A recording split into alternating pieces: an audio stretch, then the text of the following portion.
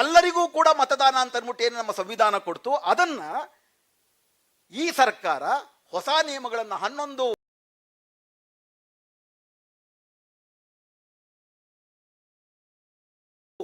Certificate ನ ಕಡ್ಡಾಯ ಮಾಡಿ ಶಿಕ್ಷಣ, ಆಸ್ತಿ, ಸಂಪತ್ತು ಇದ್ದವ್ರಿಗೆ ಮಾತ್ರ ಮತದಾನ, ಅವ್ರು ಮಾತ್ರ ಮತದಾರರು ಅಂತ ಮಾಡುತ್ತೆ. ಇದ್ದವ್ರಿಗೆ ಮಾತ್ರ ಮತದಾನ, ಅವ್ರು ಮಾತ್ರ ಮತದಾರರು ಅಂತ ಮಾಡುತ್ತೆ. ಆಧಾರ್ ಕಾರ್ಡ್ನಾದ್ರೂ ಮಾಡಿ ಅಂತ ಒಂದು ಶುರುವಾಯಿತು ಬಿಹಾರ. ಸುಪ್ರೀಂ ಕೋರ್ಟ್ ಅಲ್ಲಿ 2025 ಆಗಸ್ಟ್ ಸೆಪ್ಟೆಂಬರ್ 8 ತನಕ ಸತತವಾಗಿ ವಾದ ಮಾಡಿ ಸುಪ್ರೀಂ ಕೋರ್ಟ್ ಸತತವಾಗಿ 4 ಆದೇಶಗಳನ್ನು ಕೊಟ್ಟರು ಕೂಡ ಬಿಹಾರದ SIR ಅಲ್ಲಿ ಆಧಾರ್ ಕಾರ್ಡ್ ಒಪ್ಕೊಳ್ಳಕ್ ರೆಡಿ ಇರಲಿಲ್ಲ. ಇದರ ನಡುವೆ ಆಧಾರ್ ಕಾರ್ಡ್ನಾದ್ರೂ ಮಾಡಿ ಅಂತ ಒಂದು ಶುರುವಾಯಿತು. ಸೆಪ್ಟೆಂಬರ್ 1ನೇ ತಾರೀಕು 2025 ಸೆಪ್ಟೆಂಬರ್ ತನಕ ಸತತವಾಗಿ ವಾದ ಮಾಡಿ ಡಿಲೀಟ್ ಆಗಿರ್ತಾರೆ. ಆಧಾರ್ ಕಾರ್ಡ್ ನ ಒಪ್ಕೊಳ್ಳಿ ಅಂತ ಹೇಳಿದ್ರೆ ಆಧಾರ್ ಅನ್ನೋದು ಬರೀ ಐಡೆಂಟಿಟಿ ಹೇಳುತ್ತೆ ಹೊರತು ನಿಮ್ಮ ಸಿಟಿಜನ್ಶಿಪ್ಗೆ ಗ್ಯಾರಂಟಿ ಅಲ್ಲ ಅಂತ ಹೇಳ್ತಾರೆ. ಸುಪ್ರೀಂ ಕೋರ್ಟ್ ಮುಂದೆ ಇದನ್ನೇ ವಾದ ಮಾಡ್ತಾರೆ. ಸುಪ್ರೀಂ ಕೋರ್ಟ್ ಮುಂದೆ ಜನಪರ ವಕೀಲರು, ಆಯ್ತು ಸ್ವಾಮಿ, ನಿಮ್ಮ ಈ ಸರ್ಟಿಫಿಕೇಟ್ ಒಂದು ಅರ್ಥ ಮಾಡ್ಕೊಂಬೋಣ, ಭಾರತದಲ್ಲಿ ಸಿಟಿಜನ್ಶಿಪ್ ಸರ್ಟಿಫಿಕೇಟ್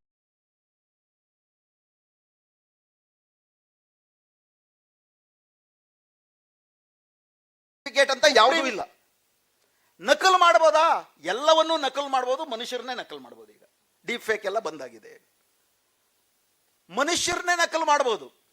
ನಿಮ್ಮ ಮೆಟ್ರಿಕ್ಯುಲೇಷನ್ ಸರ್ಟಿಫಿಕೇಟ್ ನಗದು ಮಾಡಬಹುದು, ನಿಮ್ಮ ಪ್ರಾಪರ್ಟಿ ಸರ್ಟಿಫಿಕೇಟ್ ನಗದು ಮಾಡಬಹುದು, ಹಂಗೆ ಆಧಾರ್ನು ನಕಲು ಮಾಡಬಹುದು. ಆಧಾರ್ ಮಾತ್ರ ವಿಶೇಷ ಏನು? ವಿಶೇಷ ಇಷ್ಟೇ, ಆಧಾರು ಬಡ ಜನರ ಹತ್ರನೂ ಇರುತ್ತೆ. ಬಡ ಜನರು ಅದನ್ನು ಕೊಟ್ರೆ, ವಿಶೇಷವಾಗಿ ದಲಿತರು, ಮುಸ್ಲಿಮರು, ಆದಿವಾಸಿಗಳು, ಹೆಣ್ಣು ಮಕ್ಕಳು ಅದನ್ನು ಕೊಟ್ರೆ ನೀವು ಮತದಾರರು ಅಂತ ಒಪ್ಕೋಬೇಕಾಗತ್ತೆ. ಮಾಡಬಹುದು. ಆಧಾರ್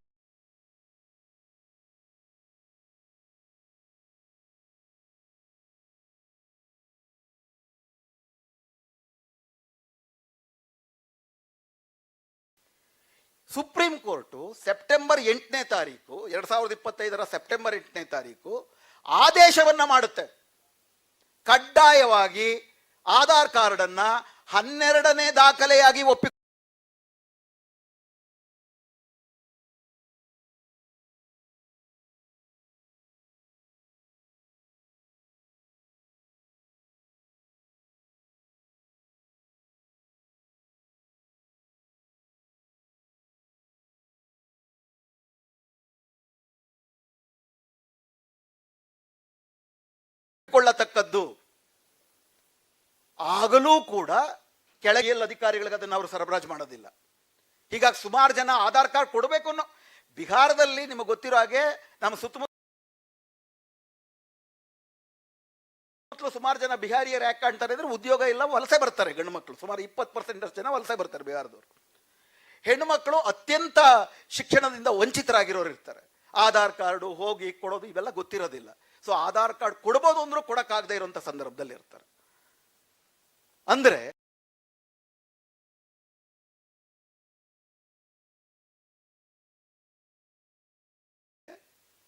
ಇವತ್ತೇನು ಮಾಡ್ತಾರೆ, 4 ದಿವಸದ ಕೆಳಗಡೆ ಆಧಾರ್ ಕಾರ್ಡ್ನ ಕಡ್ಡಾಯವಾಗಿ 12ನೇ ದಾಖಲೆಯಾಗಿ ಬಳಸಬೇಕು ಅಂತ ಸುಪ್ರೀಂ ಕೋರ್ಟ್ ಸೆಪ್ಟೆಂಬರ್ 8ಕ್ಕೆ ಲಿಖಿತ ಆದೇಶ ಕೊಟ್ಟರು. ಮೊನ್ನೆ ಈ 12 ರಾಜ್ಯಗಳಲ್ಲಿ ನಡೀತಿರುವಂತ SIR ವಿಷಯದ ಬಗ್ಗೆ ಕೋರ್ಟ್ನಲ್ಲಿ ಕೇಸ್ ಬಂದಾಗ ಅಡ್ವೊಕೇಟ್ ಜನರಲ್ ಹೇಳ್ತಾರೆ,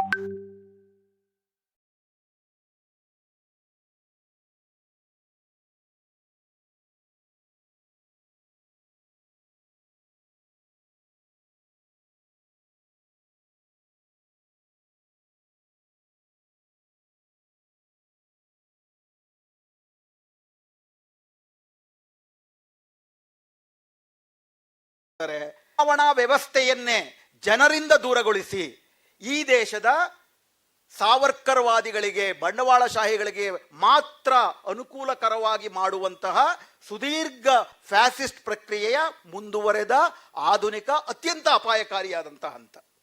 ಆದ್ದರಿಂದ ಈ ದೇಶವನ್ನ ಒಂದು ಜನರ ಗಣರಾಜ್ಯವನ್ನಾಗಿ ಉಳಿಸಿಕೊಳ್ಳಬೇಕು ಅಂತ ಬಯಸುವ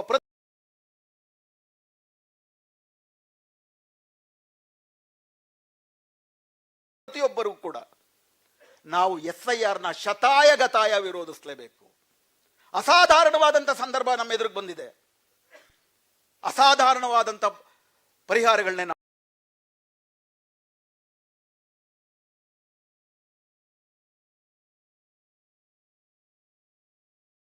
ನಾವು ಹುಡುಕಬೇಕು. ಇನ್ಫ್ಯಾಕ್ಟ್ ವೋಟ್ ಚೋರಿ ಬಗ್ಗೆ ಬಿಹಾರದಲ್ಲಿ ದೊಡ್ಡ ಚಳುವಳಿಯನ್ನ ಕಾಂಗ್ರೆಸ್ ಇತರ ಪಕ್ಷಗಳು ಕಟ್ಟಿದ್ರು. ಹೆಂಗೆ ಇಡೀ ಚುನಾವಣಾ ಆಯೋಗ ಬಿಜೆಪಿಯ ಶಾಖಾ ಕಚೇರಿಯಾಗಿದೆ ಅಂತ ಹೇಳಿದ್ರು.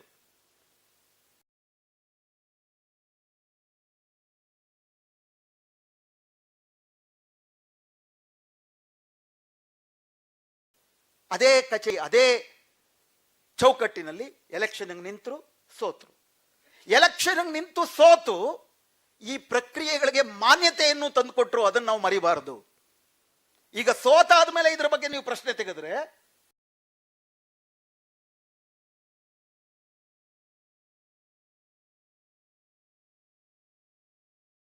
ಸೋಲಕ್ ಮುಂಚೆ ಯಾಕೆ ಮಾತಾಡಲಿಲ್ಲ ಅಂತೇಳಿ ಏನು ನಡೆದಿಲ್ಲ ಅಂತ ಅವರ ಅಪಪ್ರಚಾರ, ಸುಳ್ಳು ಪ್ರಚಾರ ಏನಿದೆ ಅದಕ್ಕೆ ಮಾನ್ಯತೆಯನ್ನ ತಂದುಕೊಟ್ರು. ಹೀಗಾಗಿ ವಿರೋಧ ಪಕ್ಷಗಳು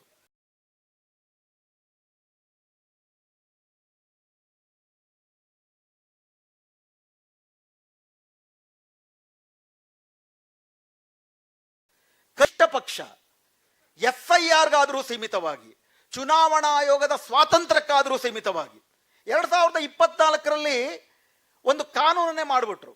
ಈ ದೇಶದ ಇಡೀ ಪ್ರಜಾಸತ್ತೆ ನಿಂತಿರೋದು ಫ್ರೀ ಅಂಡ್ ಫೇರ್ ಎಲೆಕ್ಷನ್ ನಲ್ಲಿ. 1973ರ ಕೇಶವಾನಂದ ಭಾರತಿ ಪ್ರಕರಣದಲ್ಲೂ ಕೂಡ free and fair election is the basic.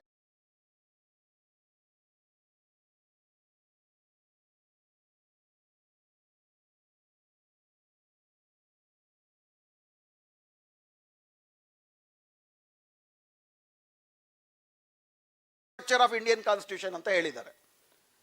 ಆ ಫ್ರೀ ಅಂಡ್ ಫೇರ್ ನಡಿಬೇಕು ಅಂತಂದ್ರೆ ಚುನಾವಣಾ ಆಯೋಗ ಸ್ವತಂತ್ರವಾಗಿರಬೇಕು. ಚುನಾವಣಾ ಆಯೋಗ ಸ್ವತಂತ್ರವಾಗಿರಬೇಕು ಅಂದ್ರೆ ಸುಪ್ರೀಂ ಕೋರ್ಟ್ನ chief justice, opposition party leader ಮತ್ತು ಪ್ರಧಾನಮಂತ್ರಿ 3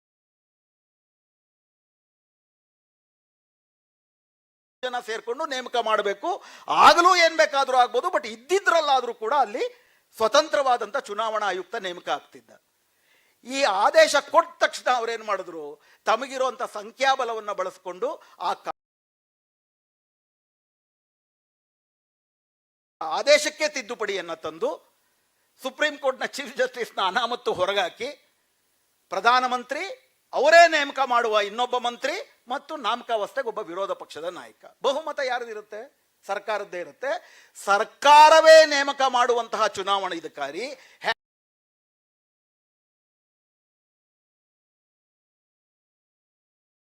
ಹೇಗಿರಬಲ್ಲ ಅಂತಂದ್ರೆ ಒಬ್ಬ ಜ್ಞಾನೇಶ್ ಕುಮಾರ್ ತರ ಇರಬಲ್ಲ ಅಂತ ನಾವು ನೋಡ್ತೀವಿ. ಈ ಜ್ಞಾನೇಶ್ ಕುಮಾರ್ ಎಂಥವ್ರಪ್ಪ ಅಂತಂದ್ರೆ ಅವ್ರಿಗೆ ಇನ್ನೂ ಎಂತ ಅಧಿಕಾರ ಕೊಟ್ಟಿದ್ದಾರೆ ಅಂದ್ರೆ,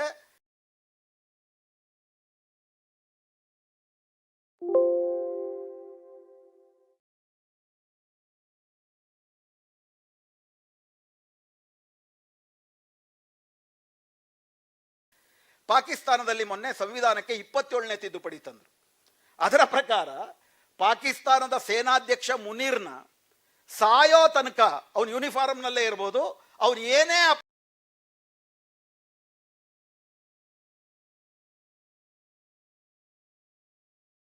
ಅಪರಾಧ ಮಾಡಿದ್ರು ಸಾಯೋ ತನಕ ಅವ್ರ ಮೇಲೆ ಯಾವುದೇ ಕೇಸ್ ಹಾಕಂಗಿಲ್ಲ ಅಂತ ಮುನೀರ್ಗೆ ಆ ತಿದ್ದುಪಡಿ ಮೂಲಕ ಅಧಿಕಾರ ಕೊಟ್ಟರು.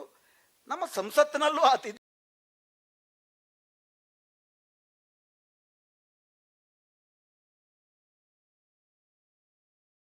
ತಿದ್ದುಪಡಿಯಾಗಿ ಇಸಿಐನ ಜ್ಞಾನೇಶ್ ಕುಮಾರ್ಗೆ ನಮ್ಮ ಮುನೇಶ್ ತರ ಮಾಡಿಕೊಡ್ಸಿದ್ದಾರೆ. ಅವ್ರಿನ್ ಮುಂದೆ ಏನೇ ಮಾಡಿದ್ರು ಕೂಡ ಅವ್ರ ಮೇಲೆ ಕೇಸ್ ಹಾಕಂಗಿಲ್ಲ. ಇಷ್ಟು ನಿಚ್ಚಳವಾಗಿ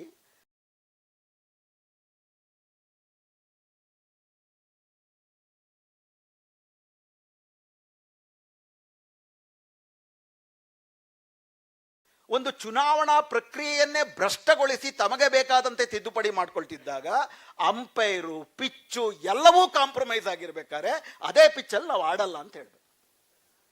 ಅಂಪೈರ್ ಇದಾನೆ, ಅಂಪೈರ್ ಅವ್ರ ಕಡೆ ಇರೋದು ಸಾಬೀತು ಪದೇ ಪದೇ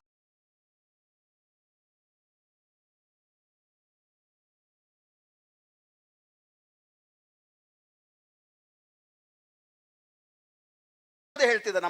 ಪಿಚ್ಚು ಅವ್ರಿಗೆ ಬೇಕಾದಾಗ ಮಾಡ್ಕೊಂಡಿದ್ದಾರೆ. ಈ ಪಿಚ್ಚಲ್ಲಾದ್ರೂ ನಾವು ಆಟ ಆಡಲ್ಲ, ಈ ಪಿಚ್ಚಲ್ಲಿ ಆಡಲ್ಲ ಅಂತಾದ್ರೂ ಹೇಳ್ಬೇಕಾಗಿದೆ.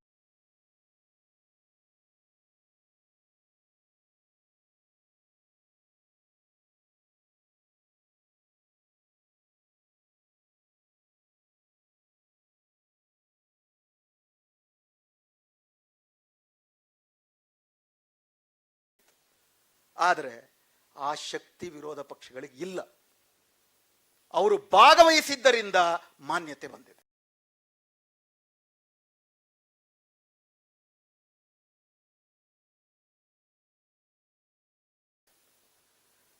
ಎರಡನೇ ಪ್ರಶ್ನೆ, SIR ನ ತೆಗೆದುಹಾಕಿದ ತಕ್ಷಣ ಅಂದ್ರೆ ಅದೇನೋ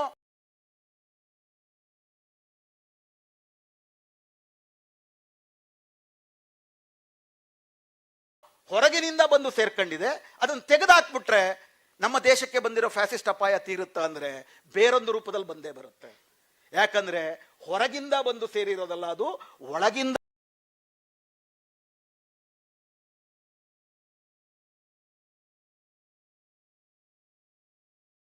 ನಮ್ಮ ರಾಜಕೀಯ ವಿಕಸನದ ಭಾಗವಾಗಿ ಬಂದಿರೋದು. ಒಂದೇ ಒಂದು ಉದಾಹರಣೆ, 1984 ಲೋಕಸಭಾ ಚುನಾವಣೆಯಲ್ಲಿ ಈ ದೇಶದ ಯಾವುದೇ ರಾಜಕೀಯ ಪಕ್ಷ ಪಡೆದಿರೋ ಅತಿ ಹೆಚ್ಚು ಓಟುಗಳು ಕಾಂಗ್ರೆಸ್ಗೆ ಬಂತು, 49.4% ಓಟು, 414 ಸೀಟು 84ರಲ್ಲಿ. ಬಿಜೆಪಿಗೆ 7% ಓಟು, 2 ಸೀಟು. 1984ರಿಂದ 2025 ತನಕ SIR ಇರಲಿಲ್ಲ. ಚುನಾವಣಾ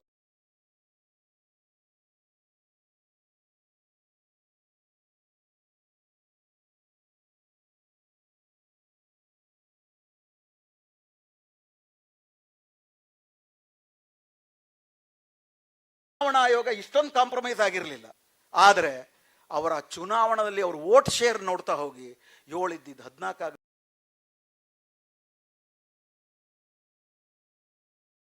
ಆಗುತ್ತೆ, 14 ಇದ್ದಿದ್ದು 20 ಆಗುತ್ತೆ, 20 ಇದ್ದಿದ್ದು 24 ಆಗುತ್ತೆ. 2009ರಲ್ಲಿ ಅದು 20ಕ್ಕೆ ಇಳಿದಿದ್ದು ಬಿಟ್ರೆ 34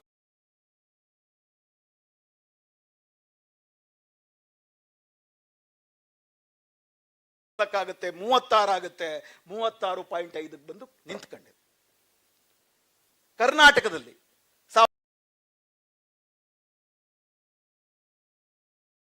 1984ರಲ್ಲಿ 4% ಬಿಜೆಪಿಗೆ, 89ರಲ್ಲಿ 7% ಆಗುತ್ತೆ, 11 ಆಗುತ್ತೆ, 14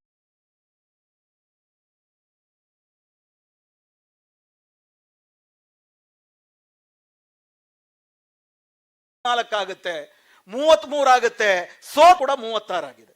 SIR ಇರಲಿಲ್ಲ, ಚುನಾವಣಾ ಆಯುಕ್ತ ಇಷ್ಟು ಕಾಂಪ್ರಮೈಸ್ ಆಗಿರಲಿಲ್ಲ. ನಮ್ಮ ಜನ ಬಿಹಾರದಲ್ಲೂ ಅಷ್ಟೇ 2095ರಿಂದ ಬಿಜೆಪಿಯ ವೋಟ್ ಗ್ರಾಫ್ ನೋಡ್ರಿ, SIR ಇಲ್ಲದೆಯೂ ಚುನಾವಣಾ ಆಯುಕ್ತ ಇಷ್ಟೊಂದು ಕಾಂಪ್ರಮೈಸ್ ಆಗದೆಯೂ ನಿರಂತರವಾಗಿ ಅವ್ರ ವೋಟ್ ಶೇರ್ ಜಾಸ್ತಿ ಆಗ್ತಿದೆ. ಇವತ್ತು 20%ಗೆ ಬಂದು ನಿಂತಿದೆ.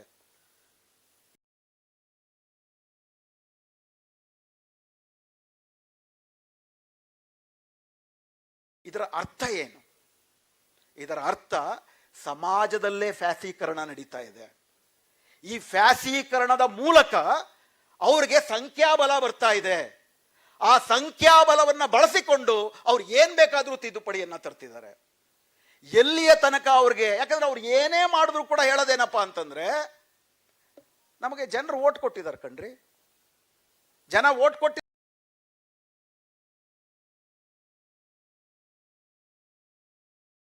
ನಾವು ಇದನ್ನ ಮಾಡಕ್ಕೆ ಅಂತಾರೆ. ಜನ ಓಟ್ ಕೊಟ್ಟಿರೋದು ಸುಳ್ಳ? SIR ಅಲ್ಲಿ ಒಂದು 30-40 ಲಕ್ಷ ಜನ ಓಟ್ ಕೊಟ್ಟಿದ್ದಾರೆ. ಇದು ಇನ್ನೂ ಮುಂದೆ ಜಾಸ್ತಿ ಆಗುತ್ತೆ.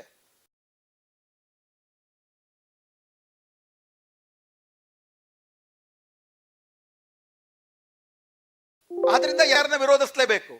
ಬಟ್ SIR ಇಲ್ಲದಿದ್ದಾಗಲೂ ಕೂಡ ನಿರಂತರವಾಗಿ ಸಮಾಜದಲ್ಲಿ ಅವರು ತಮ್ಮ ದ್ವೇಷ ರಾಜಕಾರಣವನ್ನ ಬಿತ್ತುತ್ತಾ ಇದ್ದಾರೆ. ಹಿಂದುತ್ವ ಸಮಾಜವನ್ನ ಕಟ್ಟುತ್ತಿದ್ದಾರೆ. ಆ ಹಿಂದುತ್ವ ಸಮಾಜಕ್ಕೆ ಪ್ರತಿಯಾಗಿ ನಮ್ಮೆಲ್ಲಾ ಚಳುವಳಿಗಳು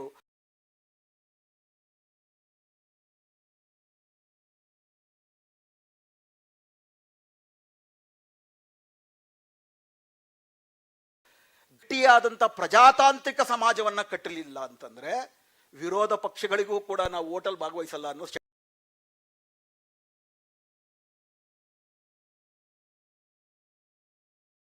ಶಕ್ತಿ ಬರೋದಿಲ್ಲ. ಆದ್ದರಿಂದ ಈ SIR ವಿರೋಧಿ ಹೋರಾಟ ವಿಸ್ತೃತವಾದಂಥ ಫ್ಯಾಸಿಸ್ಟ್ ವಿರೋಧಿ ಹೋರಾಟದ ಭಾಗವೇ ಆಗಬೇಕು. ಫ್ಯಾಸಿಸಂ ಅಂತಂದ್ರೆ ಅದೊಂದು ವಾಕ್ಯ ಅಲ್ಲ, ಅದೊಂದು ಪದ ಅಲ್ಲ. ಇಡೀ ದೇಶದ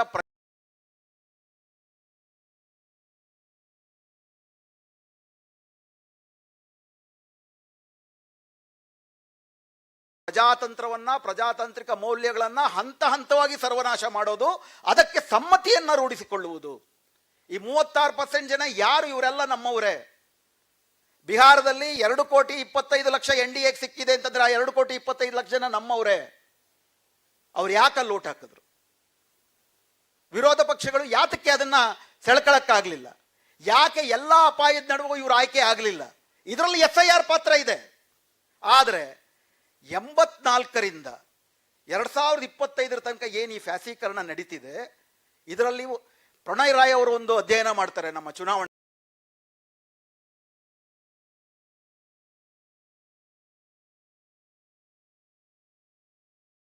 ಬಗ್ಗೆ.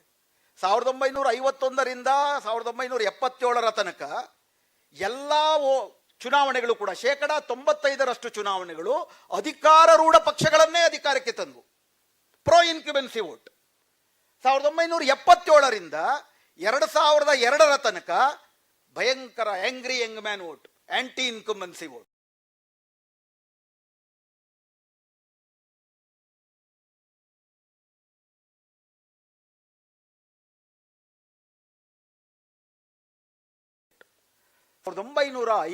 ಎರಡು ಸಾವಿರದ 2024 ತನಕ 60% pro incumbency vote, 40% anti incumbency vote.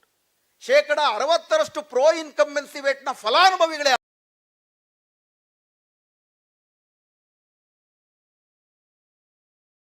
ಯಾರು? 2002ರಲ್ಲಿ ಈ ದೇಶ ಕಂಡ ಘನಘೋರವಾದಂತ ಗುಜರಾತ್ ಹತ್ಯಾಕಾಂಡ ನಡೆದ ಮೇಲೂ ಕೂಡ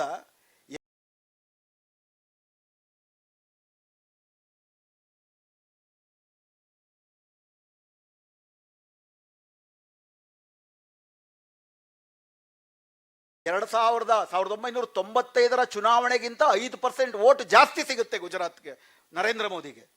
SIR ಇಲ್ಲದೆ ಕಾಂಗ್ರೆಸ್ ಸರ್ಕಾರ ಇದ್ದಾಗ, ಚುನಾವಣಾ ಆಯುಕ್ತರು ಸರಿ ಇದ್ದಾಗ.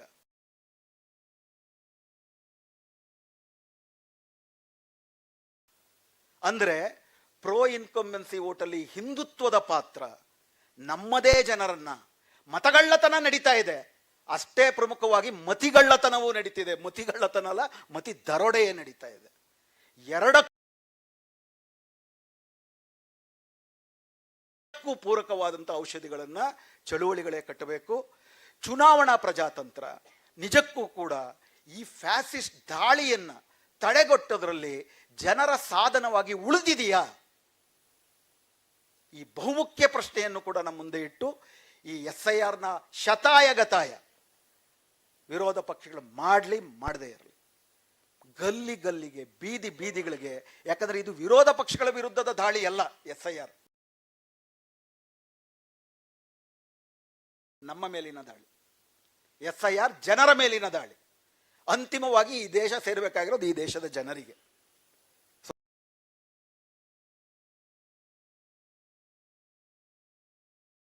ನಾವೆಲ್ಲರೂ ಒಟ್ಟುಗೂಡಿ SIR ವಿರುದ್ಧ, ಅದರ ಭಾಗವಾಗಿಯೇ ಫ್ಯಾಸೀಕರಣದ ವಿರುದ್ಧ ಈ ದೇಶದ ಗಣರಾಜ್ಯವನ್ನ, ಪ್ರಜಾತಾಂತ್ರಿಕ ಗಣರಾಜ್ಯವನ್ನ ಉಳಿಸಿಕೊಳ್ಳೋಣ ಅಂತ ಹೇಳ್ತಾ ನಾನು ಮಾತು ಮುಗಿಸ್ತೇನೆ. ನಮಸ್ಕಾರ.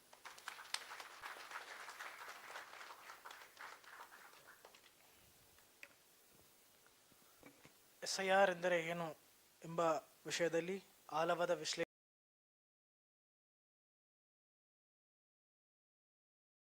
ಮಾಡಿರುವ ಖ್ಯಾತ ಸಾಮಾಜಿಕ ಚಿಂತಕರು ಶ್ರೀ ಶಿವಸುಂದರ್ ಸರ್ ಅವರನ್ನು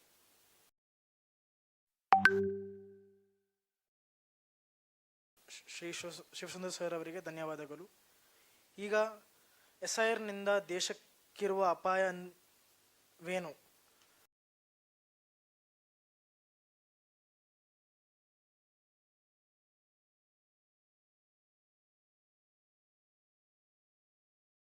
ವಿಷಯದ ಮೇಲೆ ಪ್ರಸಿದ್ಧ ಆರ್ಥಿಕ ಹಾಗೂ ರಾಜಕೀಯ ವಿಶ್ಲೇಷಕರು ಶ್ರೀ ಪರಕಲ ಪ್ರಭಾಕರ್ ನಮ್ಮನ್ನು ಉದ್ದೇಶಿಸಿ ಮಾತನಾಡಲಿದ್ದಾರೆ. I kindly invite Shri Parakala Prabhakar to the podium to address the gathering.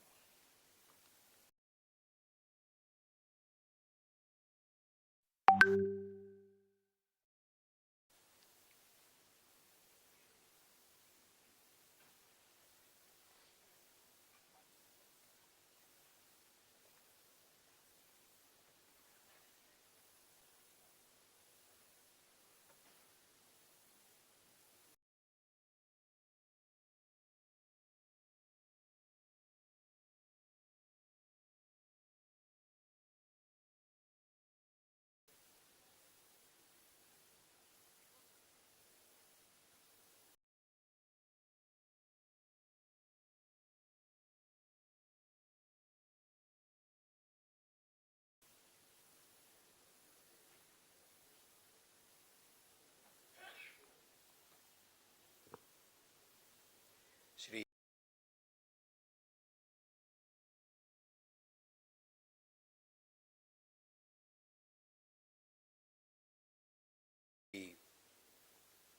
Shivasundar, Mohammed ಕುನಿ, Manvi,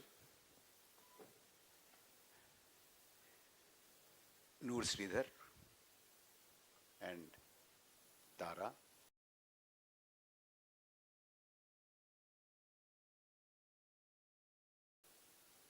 my dear friends, ಎಲ್ಲರಿಗೂ ನಮಸ್ಕಾರ.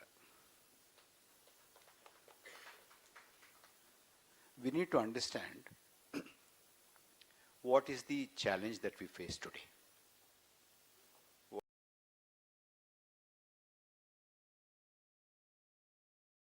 What is the threat? Some time ago we used to think that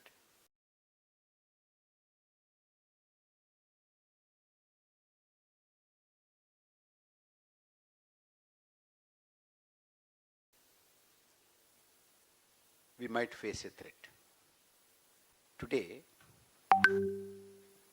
we are facing the threat. It is already here.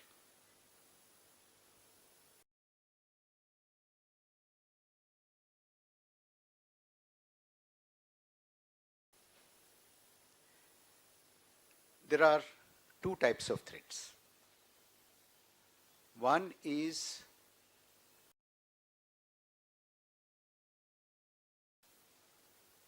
the challenge that we have to understand from within the civil society. That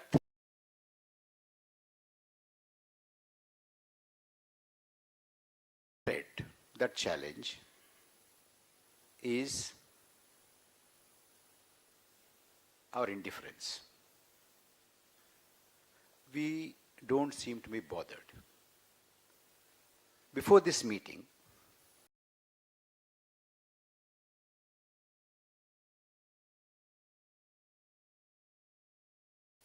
I was having a cup of tea and this friend of mine, please stand up. Yeah.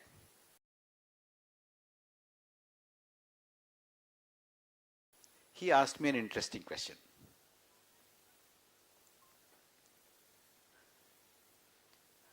You're saying that all these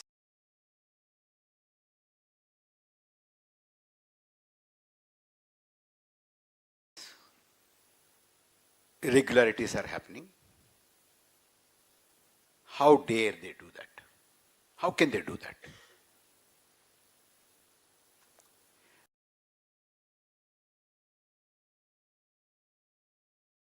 They are able to do all these irregularities brazenly, openly, because they have understood that we won't bother. That is the first threat. Why do they think that we don't bother?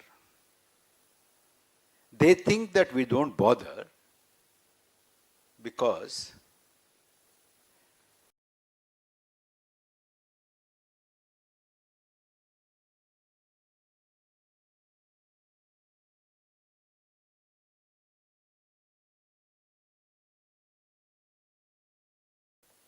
when I'll tell you some recent incidents. I'm not going into history. When in an open court, somebody throws a chappal at the Chief Justice of India. So tell me, how many of us have gone onto the road? How many?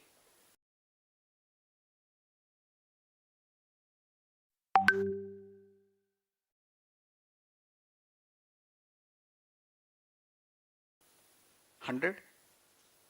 $200?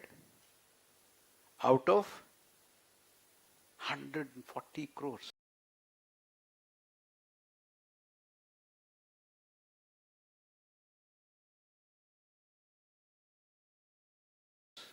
How many?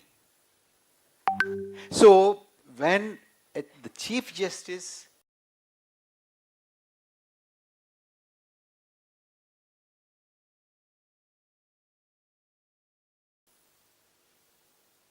was thrown a chappal at him, we are busy. What is the signal that we are sending? When Manipur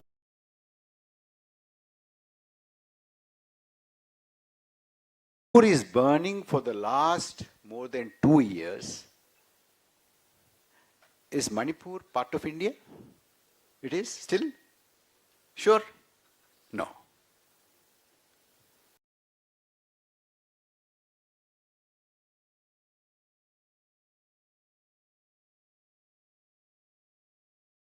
Is it? We don't bother.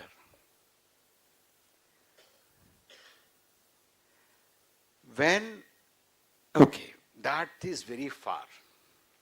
But in our home, when our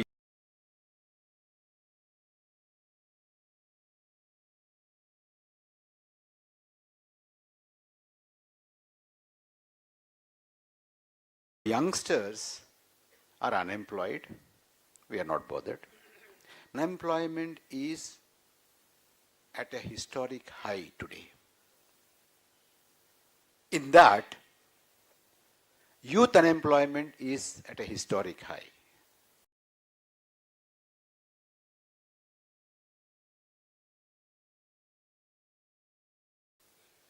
One of the highest in the world.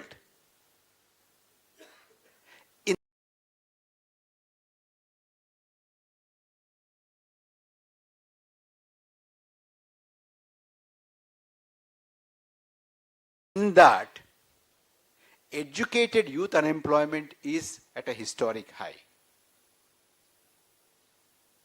And educated youth unemployment is at a high, one of the highest in the world.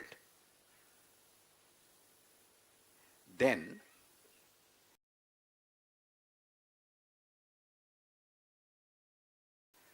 household debt is at a historic high.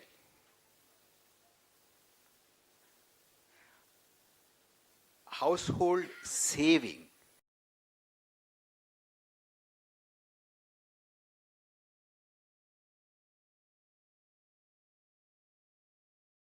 is at a historic low. We are not bothered. You know, Manrega, you've heard of Manrega? Manrega is the Rural Employment Guarantee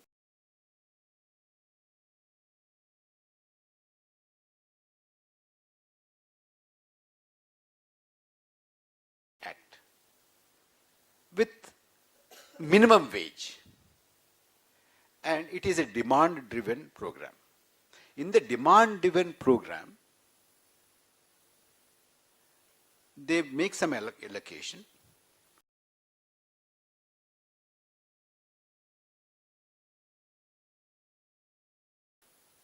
For a year, and whenever that fund is over, they add some more fund. It has never happened, but this time, last year it happened, that the entire sum allocated for one full year was exhausted in 6 months, which means there is a huge amount of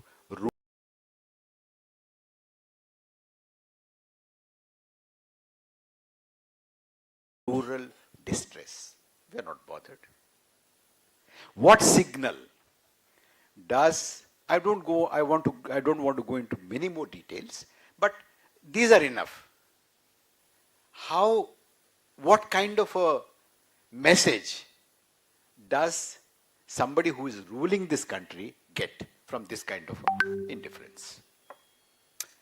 We can do anything, isn't it? I'm answering your question. We can do anything. These people are not bothered. They don't react. They don't question us. This is one.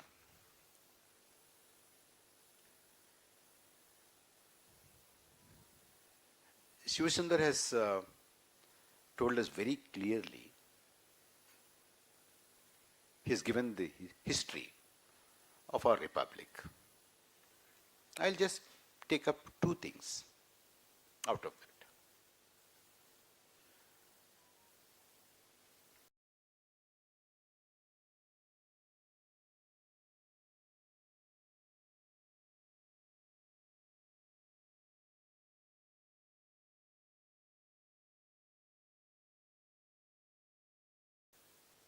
We have to ask a basic question. What is that which qualifies you and me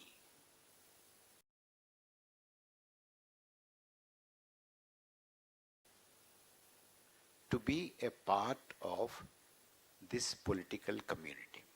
What is it? Is it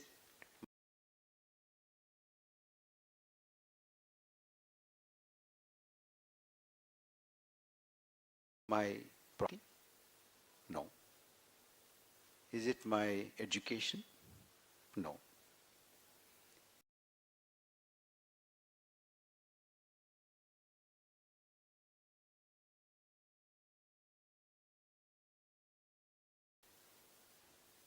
Is it my caste?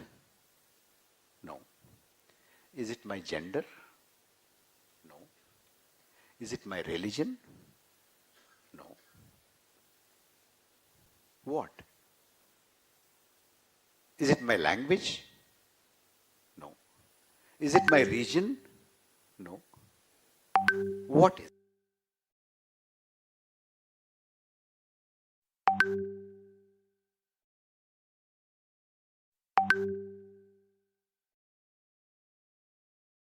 it? Whose country is this? Does it belong to people who speak a language? Does it belong to men? Does it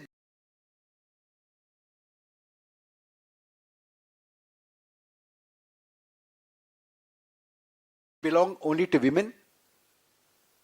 Does it belong only to people who live in a particular state? Or in a particular direction, east, west, north, south? No. Does it belong to people who pray to a particular god?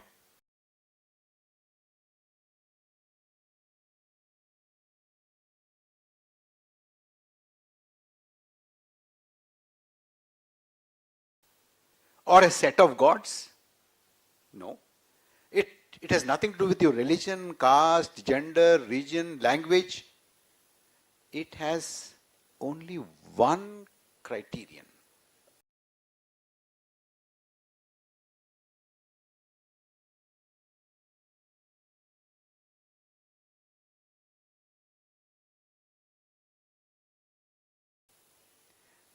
Whether you are in India or not, isn't it?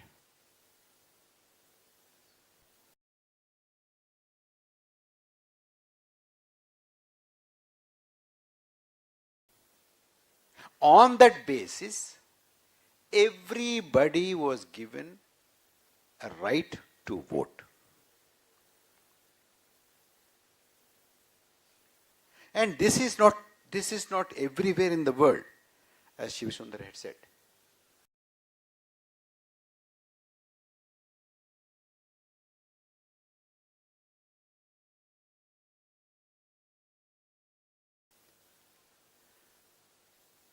Each country has its own way. Some countries said, look, you have to be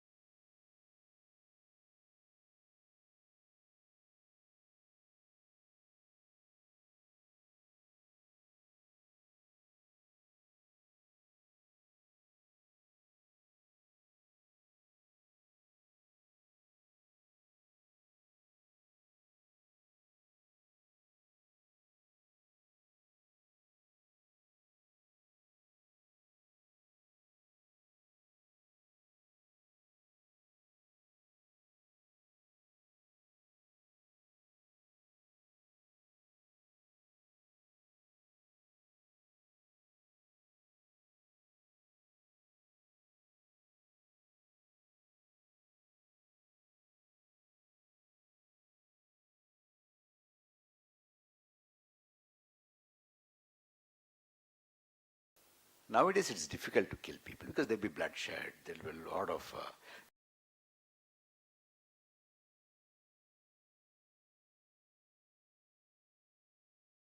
attention. So how do you kill a citizen? Do you know how to kill a citizen?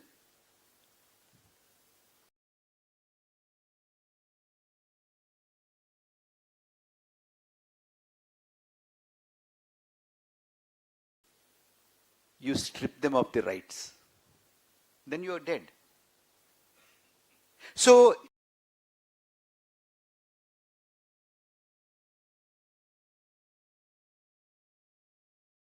today we have a genocide happening in this country in the name of SIR, which is a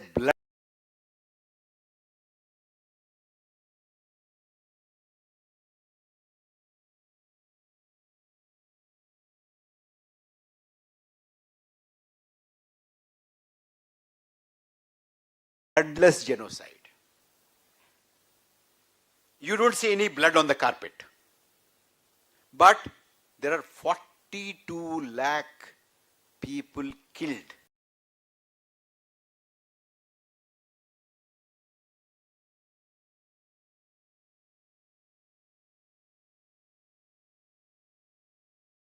As citizens of this country.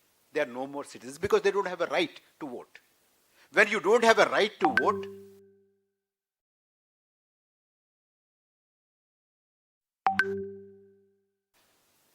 you're done, you're dead as a citizen. So what is happening in SIR is nothing but a bloodless genocide in India. Now we have reached a stage because of SIR in our democratic life. Democracy, normally what happens?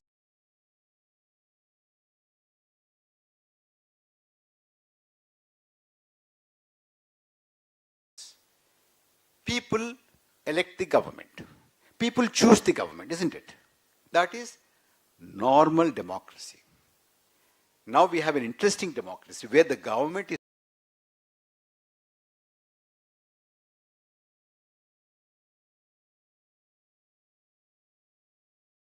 choosing the voters. Government is choosing the people. Oh, yeah, you can be a voter. No, you can't be a voter. Yes. You see, our Prime Minister told in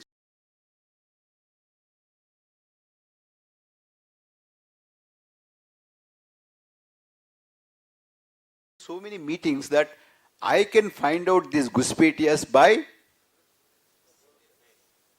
the face,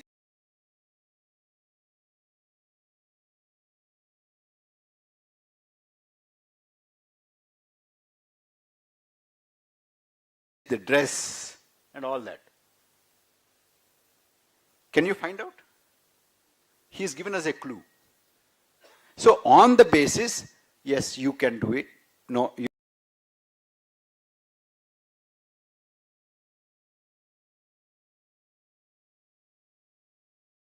you have nothing to do with it. No, not you. So out of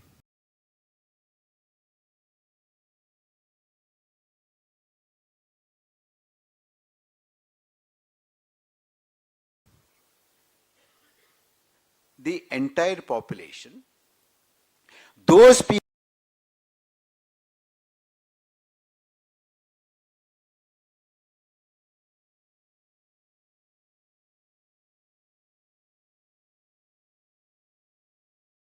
who are more likely to vote for us to be in the list, those people who are not likely to vote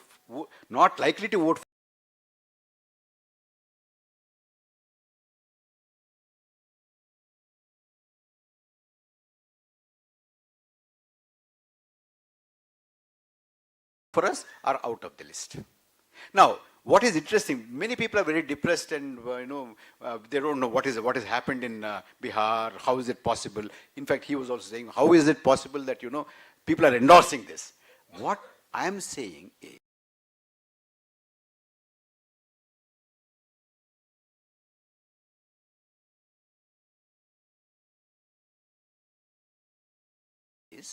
that you see, when the government has chosen who are the voters, who should be the voters, on the basis of whether they are likely to vote for me or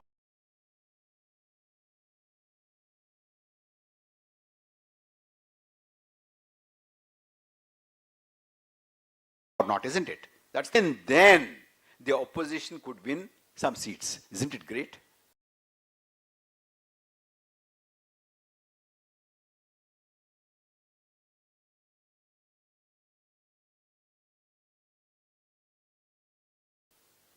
It is great.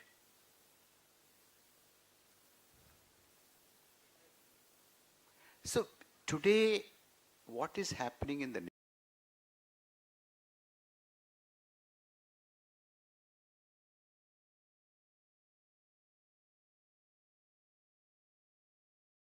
name of SIR is a political cleansing. It is not a water list cleansing.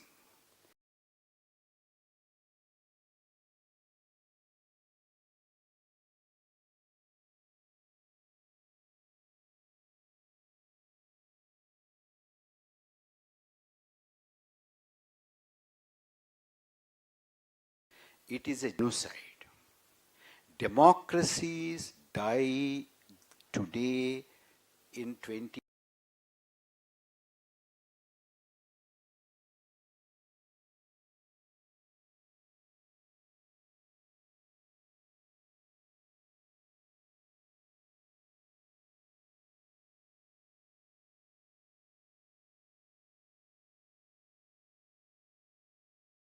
'24, '25, in this part of our century, the 21st century, not like before.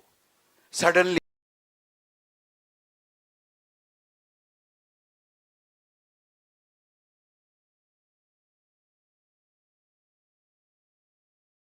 the Army General announces on the radio that, we are clamping martial law, no democracy, Parliament is dissolved, government is dissolved, President, Prime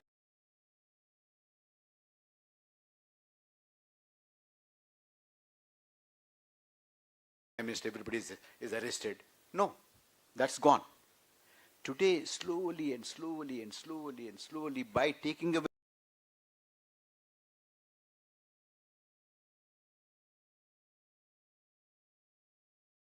your rights, by introducing SIR, by introducing duplicate votes, by hiking the vote,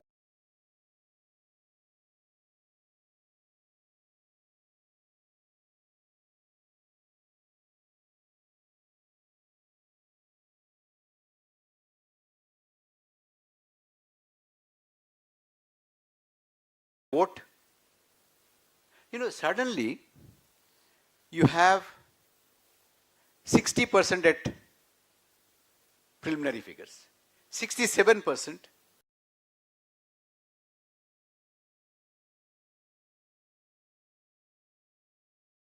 late night. Just before counting, you have 70% vote. Where are these things coming from?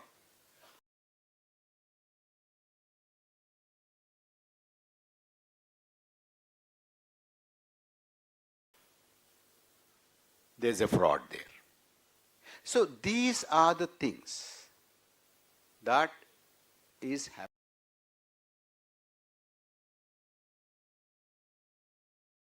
happening in this democracy.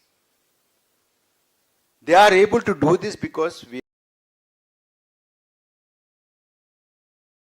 are not resisting it. So we have to say no to SIR and say that we are going to stick to the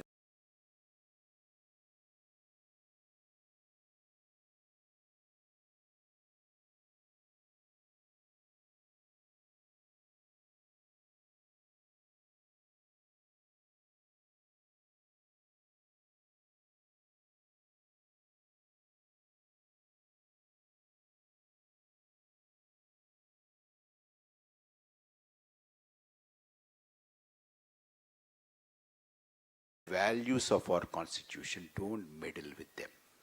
being a grey electoral democracy, it moved to grey electoral autocracy, and now for the last 4 months we have been classified as confirmed electoral autocracy. It is the same type of system that Russia is classified into. Remember this. And while I'm saying this, I'll just share a number with you. In Russia, Putin comes with 95% of votes. We have read this many times, right? Whenever there is election. In India, in the last 2 elections, in Maharashtra and Bihar, BJP's strike rate has been 90. Do you see the similarity? That's where we are. Okay, so I would like to cover, Malike, could we go to the next please? I would like to overall cover these 4 points, why and how our democracy was destroyed, how under-designed systems and illicit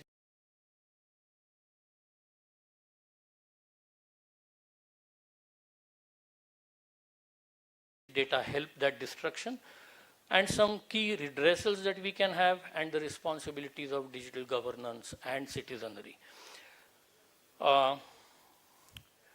Can we move to the next, please? Let us appreciate where all and how our citizenship is stolen. First of all, as I said, are we subjects or citizens is something that we need to ask ourselves. And if we move to the next, please. The entire electronic election cycle is compromised with compromised data. See, we have to understand this. In the old days, data was not as important. Today, everything is about data. When the electoral roll is digitized, it's data. When we go vote, the vote is electronic, that is data. When they count the votes, they count those electronic bytes, so that is data. So everything is data. Whereas what our procedures today we follow are all manual. So for example, and I'll give you a simple example. In your house, most of us use Wi-Fi routers, right? You have a Wi-Fi router.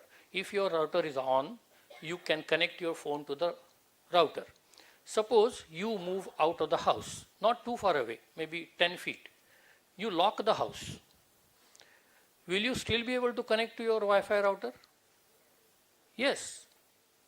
Locking the house does not stop the flow of the electronic signals. Now we have a control unit which has electronic data.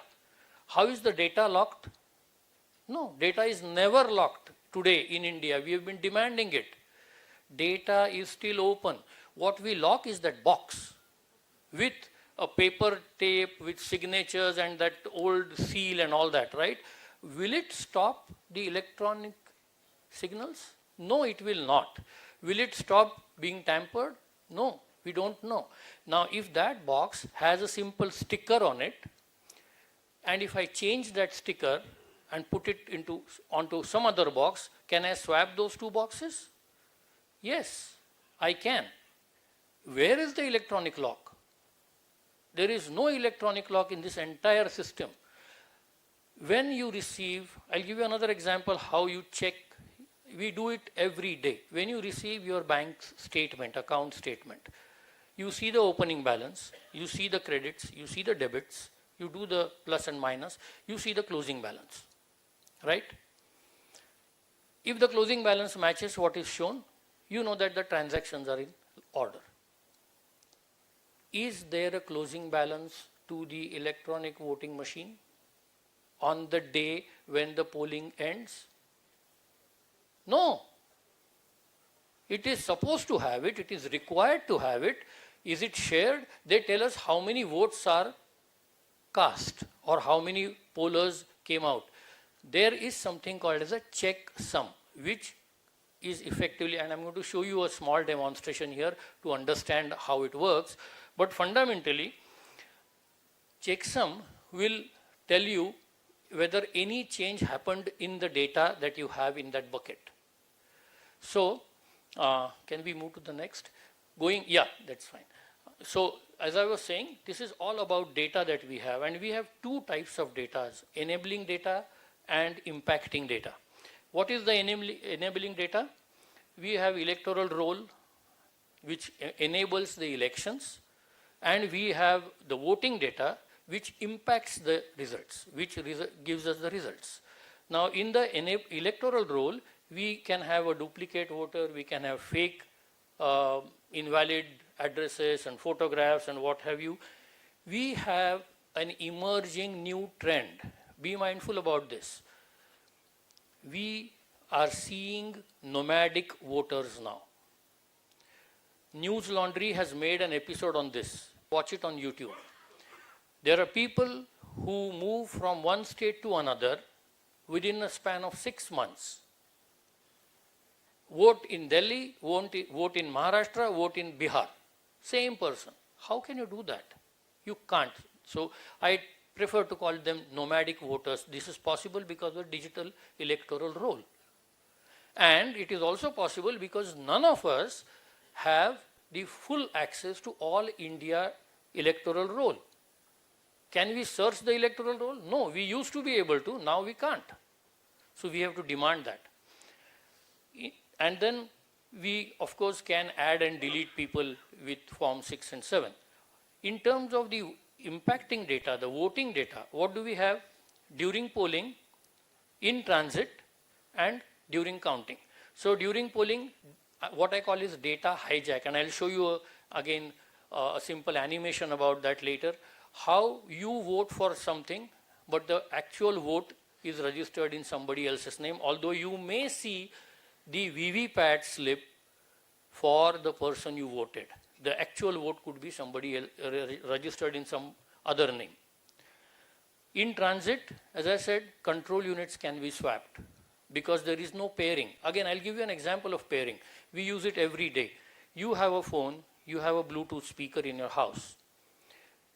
You pair the Bluetooth speaker with your phone and you play the song. You listen to it, right? You do it very often.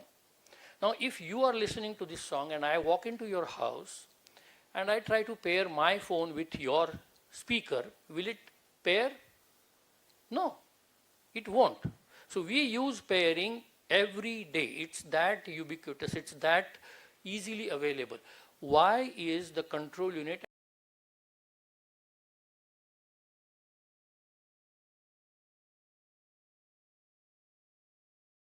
and VVPATs?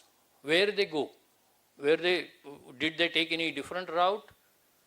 So if it was 24/7 tracked, then if a particular control unit was swapped, it will lose its signal, right? When it is swapped, the new one comes, it will not be able to come the same way. You can notice and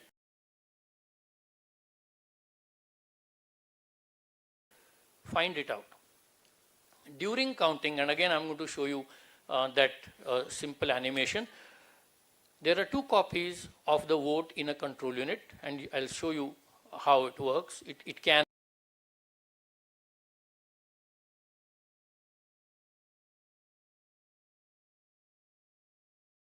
work. You may be, when they announce the results, they can total 1 copy, and when they verify, when you ask for verification, they will total another copy. If I keep 2 copies, when you ask me what is the value of this, I say 3. Okay, fair enough. Now that may be the true value when you ask me. But if you don't ask me, this is a value of 5 and I'm going to count it as 5. You don't know that there are 2 copies. Only when you ask me, I'm going to say 3. Otherwise, I'm going to count this.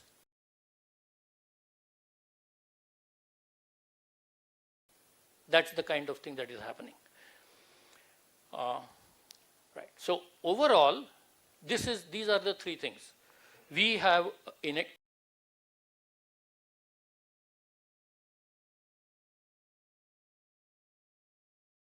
electoral roll where legitimate names are cut off, as Parakala just now said, and even Shiva Sundar referred to it earlier.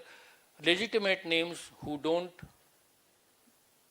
are not like them are cut off and illegitimate names are added. And that's why, as Kapil Sibal said, 3 and 4 and 5 and 6 trains run from Haryana to Bihar during, during the elections. During the voting, you have, as you can see, you must have seen that animation, quick animation of apple and banana. You punch banana, you save apple, or you say punch apple and you see banana.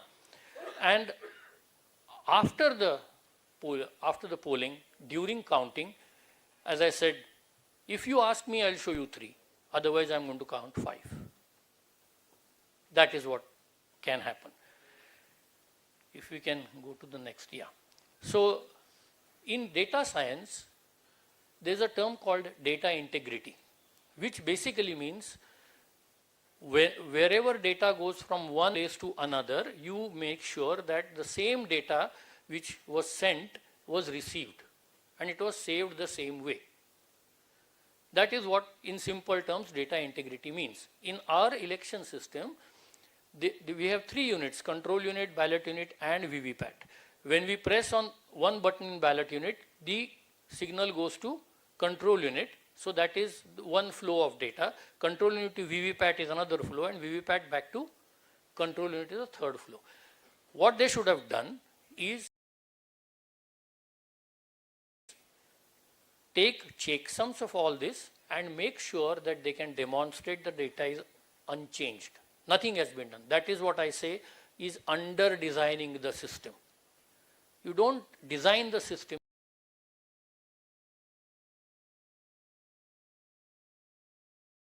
correctly. So, can we move? I'm going to show you a quick, and that's right, thank you.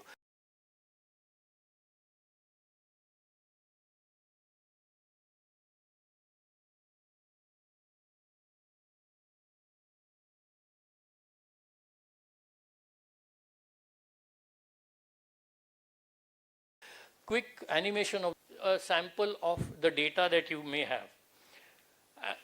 This is checksum. The yellow highlighted number is the checksum, which will change if I change any of the first 2 columns, either by their position or by their value. Now, what I am going to do is the second column is the value, the vote that the person cast. First is the number in which the person came in. First person, second person, third person, like that. These middle 2 columns are some mathematical formulae. They have come from some mathematical formulae. Forget about those formulae completely. Now let us see, if I go to 7th value and change that 7 to 8, as you will see, mark the third figure where the mouse is, you will see a change with respect to that. Now, let us change that 7 to 8.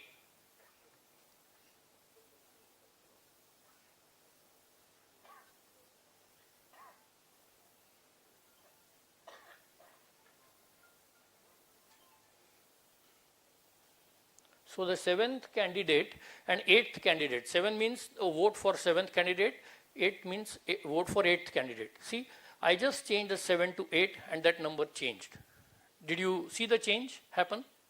Now, we will change that 8 to 7. So, effectively, the number of votes that 7 got and number of votes that 8 got remain the same.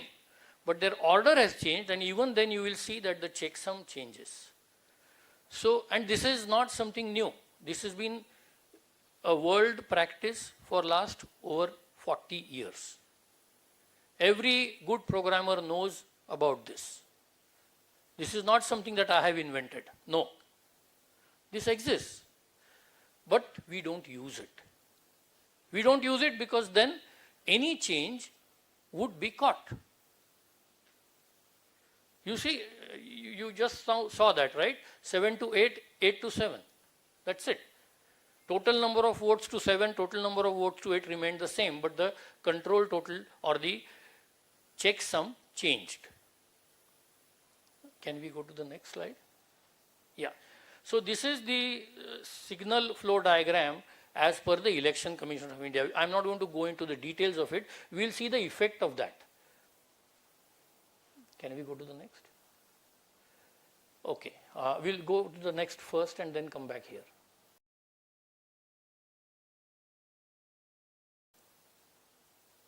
Yeah, now look at this. This is how the process happens. The voter comes in, presses Apple, it goes to control unit. Apple tells VVPAT, I have received Apple, print Apple. It prints Apple, but tells the control unit, I have printed Apple, you save banana. You don't know this. You do not know about this dialogue at all. What they should have, the way they should have designed it is, when you press the ballot unit, the BU, you press Apple, the same signal should have gone at the same time to control unit and VVPAT. Then VVPAT would have printed Apple, ballot unit, control unit would have saved Apple. There was no reason why the VVPAT should have communicated back to the control unit. How can this happen? Before we go there, remember that there are two copies. If you can see on the screen, there is a kind of pinkish copy and a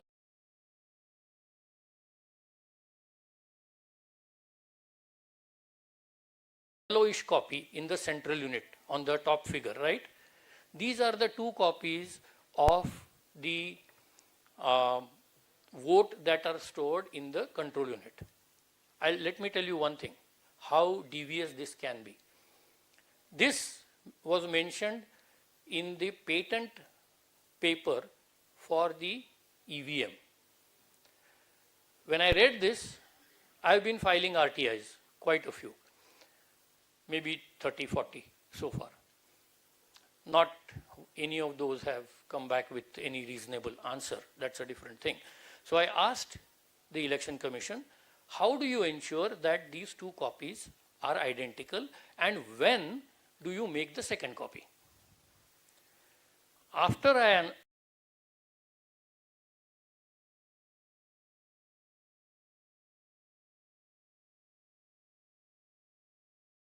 asked this, there was no answer. I rephrased it, asked again. After my second answer, now the patent paper from the patent's website, this is not Election Commission website, from the patent's website has disappeared.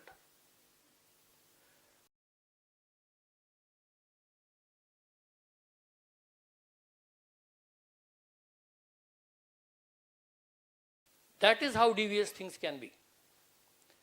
You go to patent's file, website, you should be able to find even a 100-year-old patent.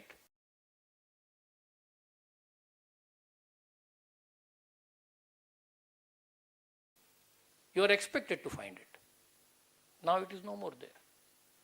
That patent for M1 is not available.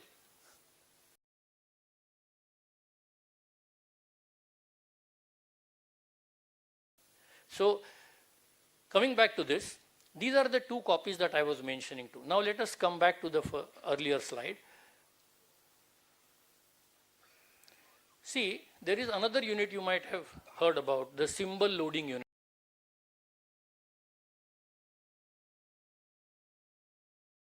People keep on talking about it. The SLU, the symbol loading unit, which connects, which feeds the data 10 days before the election to the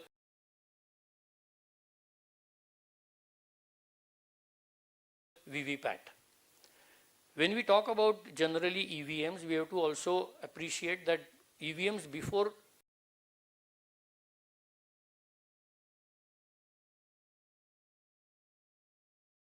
(2013) and after 2013 are two completely different machines.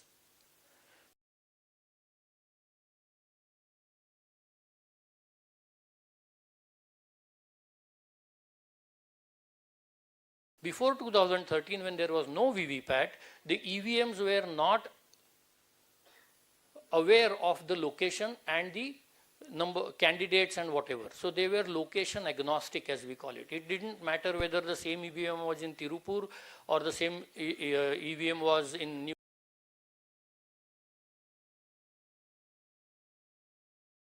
Delhi or somewhere in Kashmir or Gujarat or Maharashtra, didn't really matter, or Karnataka. It would work the same way because it only stored the number associated with a button. It didn't print any symbol for you to see. So it did not need to know what the symbol was. With VVPAT, 10 days before the election, it becomes aware of which candidate is at which position. And VVPAT is the most powerful of all the three. So now this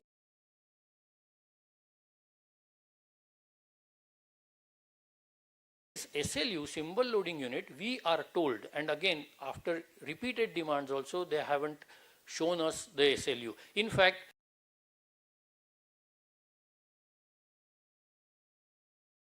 when they say that we had asked people to test EVMs, it's a false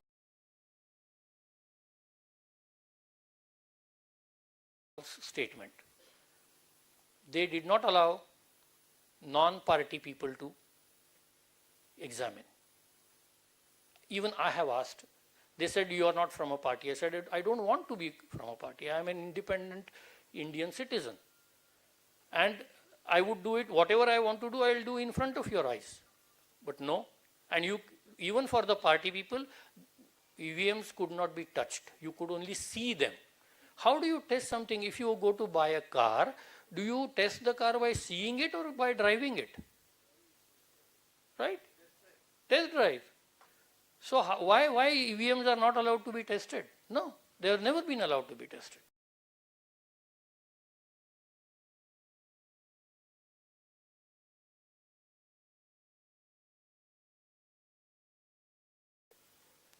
So that statement is again a false statement.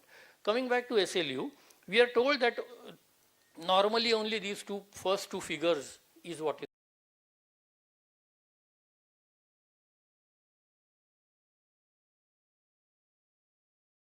is fed. But there is a good chance that the files like date, time, number and N could be there on the SLU, which we don't know. And I'll tell you the importance of this file and these files and the risk, the tremendous risk that it has. In fact, I do believe that a lot of it is actually what we are seeing. So if these files exist, then the program is written already. You don't, again, be aware. You don't have to modify the program. People say, how can a program be modified? Even Election Commission says, no, it is once read. Yes. We are not saying you modify the program. No, not at all. You write the program in the first place in such a way that data will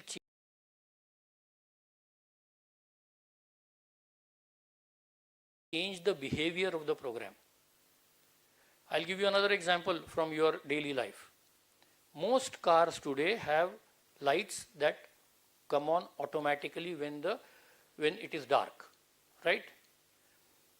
The program is already written in the car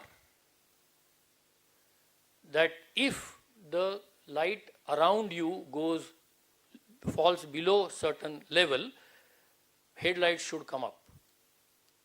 If that light goes above that value, the headlights should turn off. This program is already written. You don't change the program. The data, that is the light around you, is what drives the behavior of the program. You get my point? So you don't have to change the program. The program is already written. It depends on what data you give. Now, if there is a date and a time and the program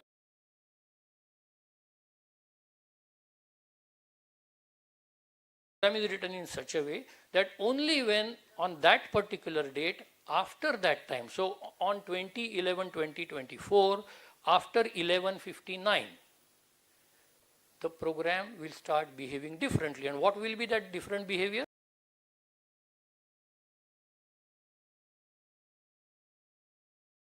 It will start diverting every third vote, 3 number there, to the first candidate, 1 number there.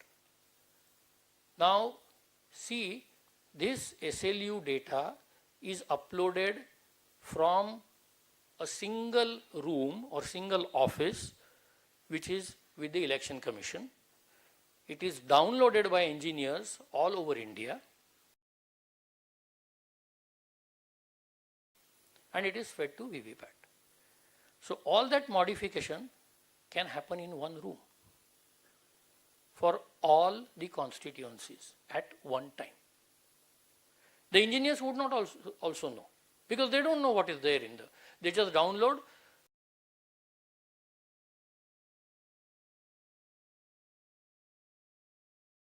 They connect the SLU, upload the data and off they go. If you tested this EVM before 2011-2024 or after that date,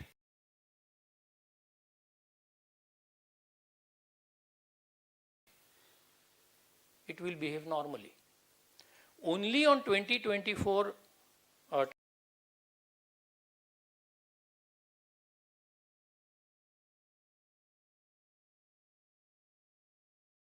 2011-24, after 12 o'clock noon, it will misbehave till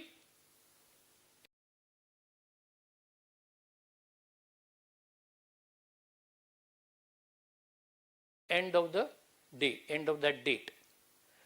Even if you tested it at 11:30 on 2011-24, you will not notice anything unusual. That is how data can change everything.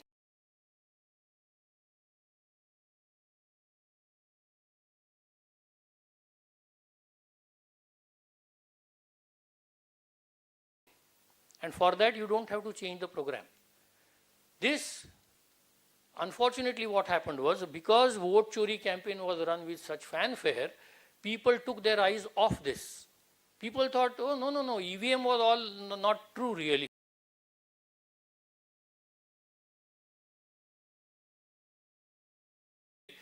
EVMs are good. All that is happening is only vote chori here. No, there is a vote hijack. You vote for apple and it goes to banana, it's hijacked in between, you don't even know. Besides, what you see is the paper slip. The paper slip is showing you apple. But did you see banana inside? No. What is being counted?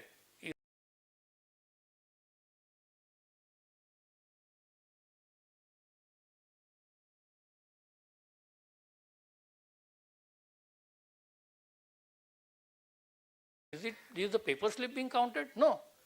It is the banana that is being counted. And when they want to show, give the results, they will count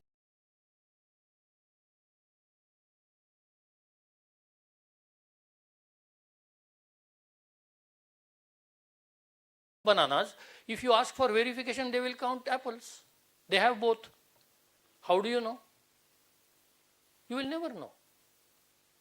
This kind of thing is happening. Both these are happening, and that's why I said all the three. We have to be aware of all the three. On one side, you have electoral roll, which is being fudged and manipulated. On the other side, you have this vote casting that is being manipulated. On the third side, you have these control units that can be swapped. Because the control units talk to each other as long as they are within that pool, whatever those 10 lakhs that they have, anyone can talk with anybody. So I replace one and all of them look alike, right? How would you know? It's only the number, the tag that is attached, which can be changed. And this is happening. I can't tell you how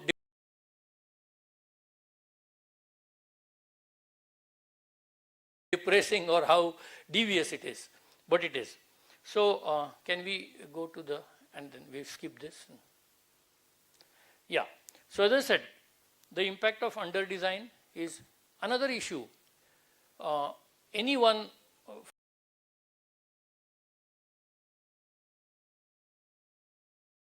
from here who is done accounting, auditing, accounting, or even at home, when you tally something, you tally either with the totals and the process, as I said, or you have another reference to check it with.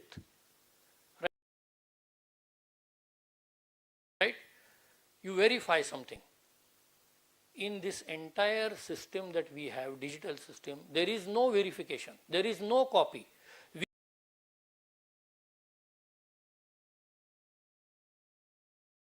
We saw Madhya Pradesh after elections, all the EVMs caught fire and they were gutted. There is no copy left anywhere to know what really happened. Now, see, if you were transacting with a bank and one day bank comes back to you and says, oh, you know what, our server caught fire. Now we don't know how much money you have. Will you work with such a bank? No. You would expect them to have a backup. Okay, your server caught fire, I have nothing to do with it. You have a backup.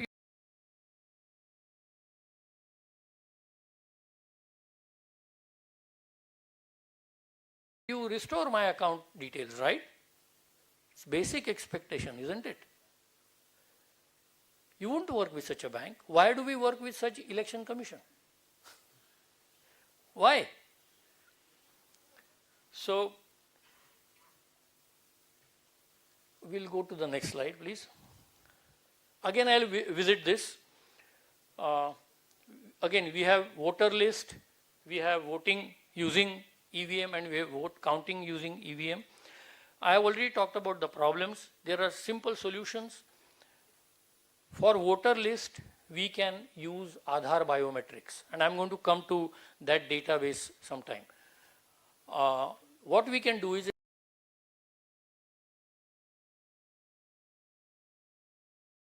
it doesn't have to be connected to the EVM system. It can be an independent computer sitting at the doors of the polling booth.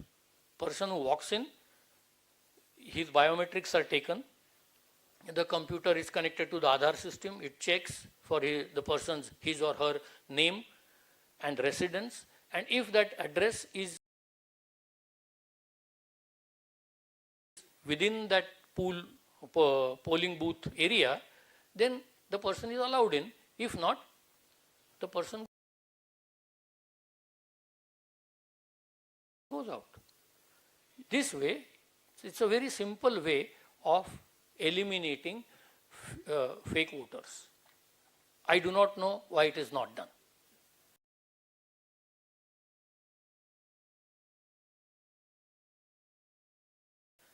Government already has approved iris, even iris recognition systems.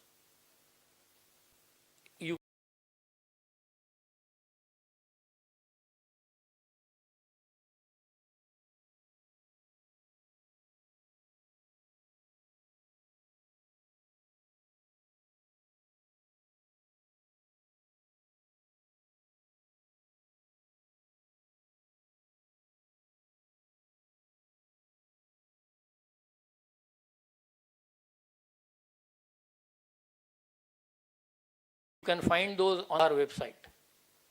You can even buy one for as 100 rupees. You can see it for yourself, but these are not implemented by government itself. As far as the voting using EVM is concerned,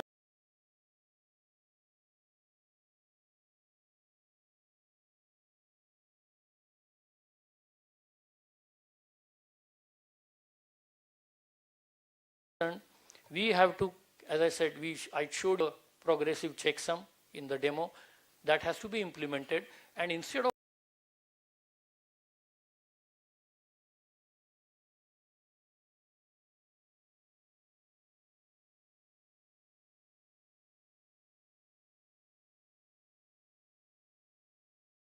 Form 17C, which is outdated, give that final checksum to every representative of the candidates, so that they carry that slip or that printout. On the counting day, before the counting begins, the checksum is again calculated, printed or shown on the screen, and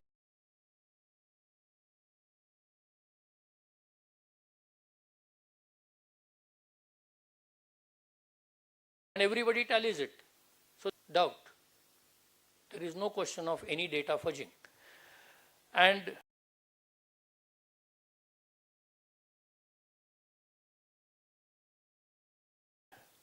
again, counting using EVM, you show the checksum and also pair the VVPAT and control unit if you want. Can we move to the next, please? Now, these are the three data stores that I talked about: the census data, electoral data, and Aadhaar data. There are, of course, as I said, all the other databases like the ration card and your driving license and all, but these three are important. Imagine, we believe that all these three databases don't talk to each other. They maintain a sanctity. But if from the census data, two things, caste and religion, are taken out and put into the electoral roll database. Now, you can easily add to the granularity of a lane, segregate people by their caste,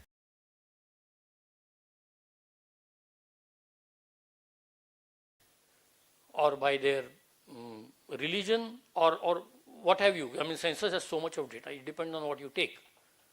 And that's just by a click. It doesn't take time now. Digitally, it's on the computer. It gives you a list. You can include, exclude as many people as you like. That is the risk. That's a huge risk. Just a thought. All of you will remember we saw and we read about Tata Group having board fights. I mean, they had some problems in their board, right? It was a corporate fight. We have a full-fledged Ministry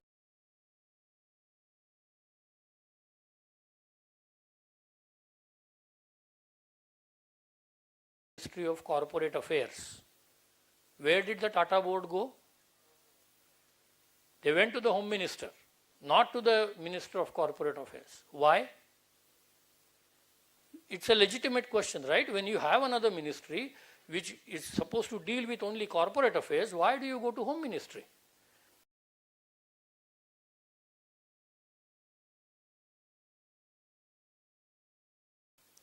Look at the entire electoral system. The two companies that manufacture EVMs, the Bharat Electronics and the Electronics Corporation of India, they have 4 members each of BJP on their director board, both of these companies. The Election Commission, less said the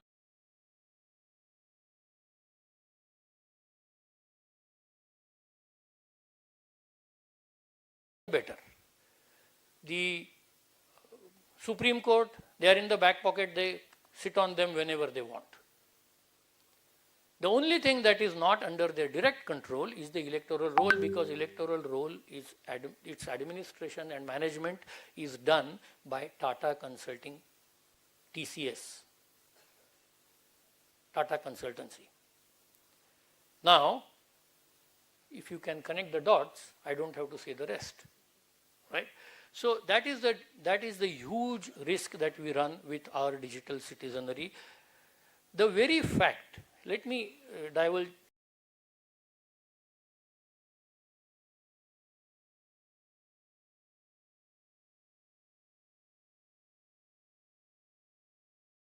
divert a little. The very fact that even after SIR in Bihar, they had to add 3 lakh voters tells you that the SIR failed. Their claim was, we will get a pure voter list. The expectation would be not a single voter would be added after the SIR was over. If you buy a water filter with the expectation that there will be no germs, then I come back to you and say, you know what, after this water filter, this glass of water, you put through this ultraviolet or whatever, because there may be some germs in it. Would you believe that water filter? You will not. The very fact that 3 lakh people were added tells you that SIR is a complete failure. Complete. Even if it was 1, I would have said the same thing. But with 3 lakhs?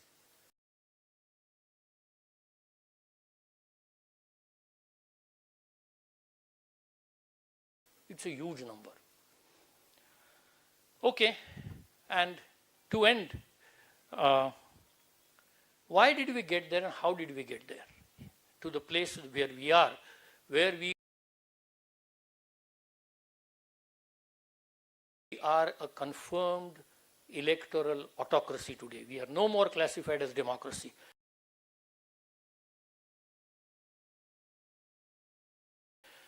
We have 4 major components to blame: politicians, bureaucrats, judiciary, and we the people. Prakala has already talked about we the people being happy with whatever is happening. But the politicians, they make unethical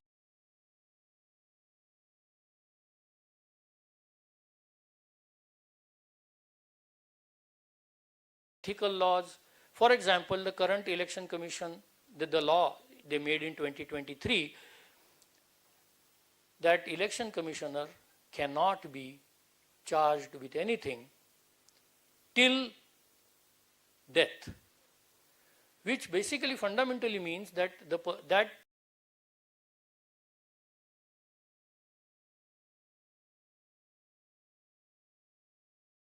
post is above the law, which is against the fundamental democratic principles. Nobody is above the law is the first principle.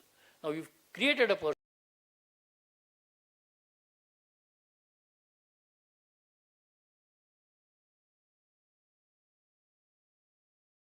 who is above the law, so he or she can do whatever with a complete impunity. Coercive, criminally acting government working against the people, this can be said about any government. We have tolerated all.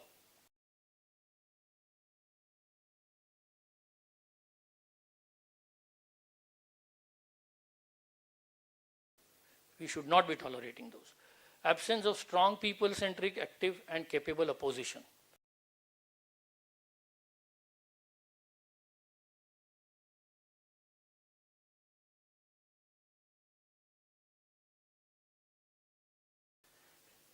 We've seen this for the last decade. Opposition is not able to up the game and take it up to the government so that they change their course. But politicians are not the only responsible people. The bureaucrats are, because they do not consider themselves accountable, responsible to the people. They are completely corrupt. We see this every day. I don't have to talk about it. I'm just bringing it up. Judiciary, less said the better. Look at our few topmost positions in the judiciary for the past few days. Spineless, immoral, incompetent, valueless individuals with records of molestation. Somebody molested a lady. Somebody had divine insights, which in other words are called psychotic disorders. Somebody gave false testimonies saying that, oh, my car was used. Perjury.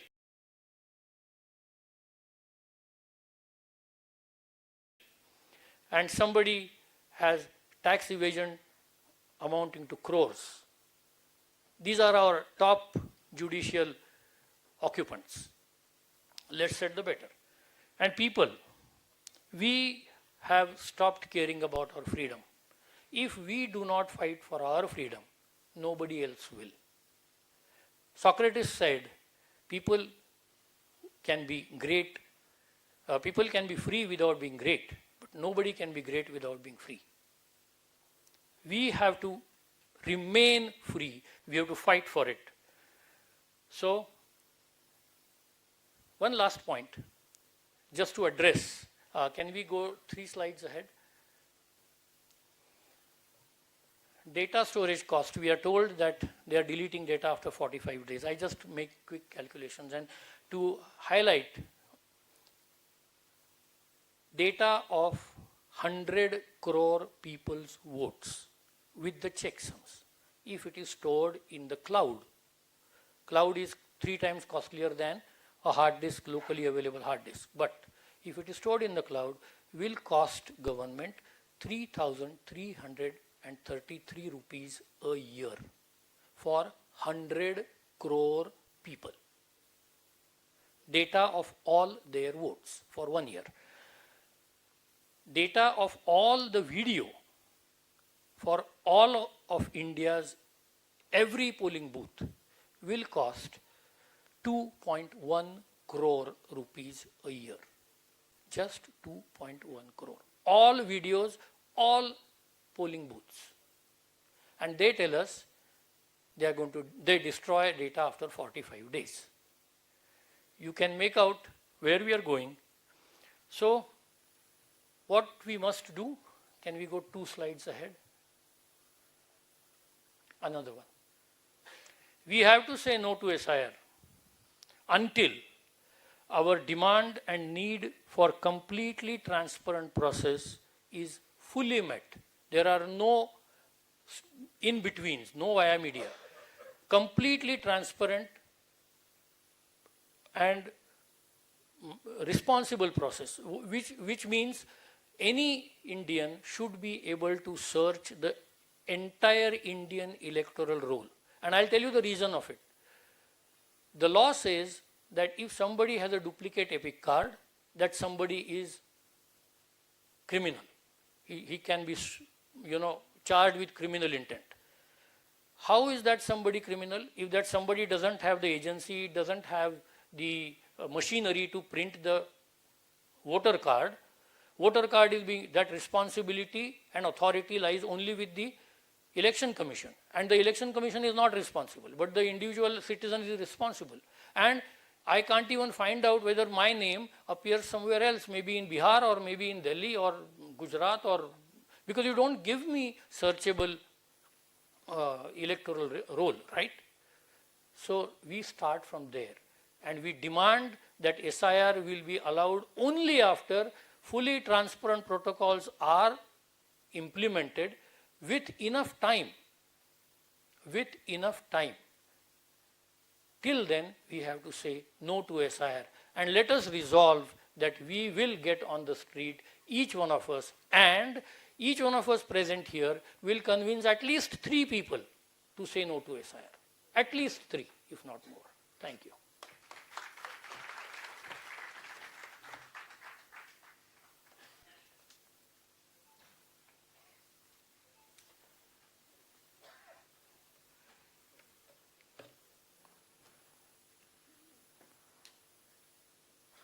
SIRನಲ್ಲಿ ತಂತ್ರಜ್ಞಾನದ ದುರ್ಬಳಕೆ ಹೇಗೆ ಎಂಬ ವಿಷಯದಲ್ಲಿ ಆಳವಾದ ವಿಶ್ಲೇಷಣೆ ಮಾಡಿರುವ ತಾಂತ್ರಿಕ ಸುರಕ್ಷಣಾ ತಜ್ಞರು ಆಗಿರುವ ಶ್ರೀ ಮಾಧವ ದೇಶಪಾಂಡೆ ಅವರಿಗೆ ಧನ್ಯವಾದಗಳು. ಈಗ SIR ಅನ್ನು ಪ್ರತಿರೋಧಿಸುವ ಮಾರ್ಗವೇನು ಎಂಬ ವಿಷಯದ ಬಗ್ಗೆ ತಮ್ಮ ಅಭಿಪ್ರಾಯಗಳನ್ನು ಮಂಡಿಸಲಿದ್ದಾರೆ.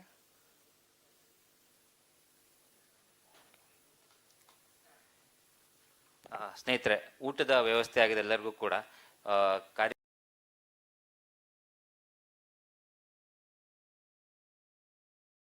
ಕಾರ್ಯಕ್ರಮ ಹೆಚ್ಚು ಕಡಿಮೆ 2:30 ಅಷ್ಟೊತ್ತಿಗೆ ನಮಗೆ ಮುಕ್ತಾಯ ಆಗ್ತದೆ. ಸೊ ದಯಮಾಡಿ ಎಲ್ಲರೂ ಕೂಡ ಇನ್ನೊಂದು ಅವರು ನಮ್ಮ ಜೊತೆ ಇರ್ಬೇಕಂತ ಕೇಳ್ಕೊಳ್ತೀವಿ. ಸೊ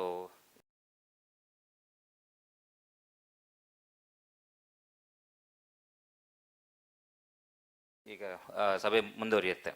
ಸೊ ಇನ್ನೊಂದು ಅನೌನ್ಸ್ಮೆಂಟು, ಒಟ್ಟು ಈ ಒಂದು ಕಾರ್ಯಕ್ರಮ ಇವತ್ತು ಆಯೋಜಿಸಲಿಕ್ಕೆ ನಮಗೆ 56,000 ಖರ್ಚು ಬಂದಿದೆ. ಹಾಲ್ ಬಾಡಿಗೆ, ಊಟ, ಇನ್ನಿತರೆ ಖರ್ಚುಗಳೆಲ್ಲ ಬಂದಿದೆ. ಸೊ ದಯಮಾಡಿ ನಮ್ಮ ಸ್ನೇಹಿತರು ತಮ್ಮಲ್ಲಿಗೆ ಬರ್ತಾರೆ, ತಾವೆಲ್ಲರೂ ಕೂಡ ಹಣ ಸಹಾಯ ಮಾಡ್ಬೇಕಂತೇಳಿ ಮನವಿ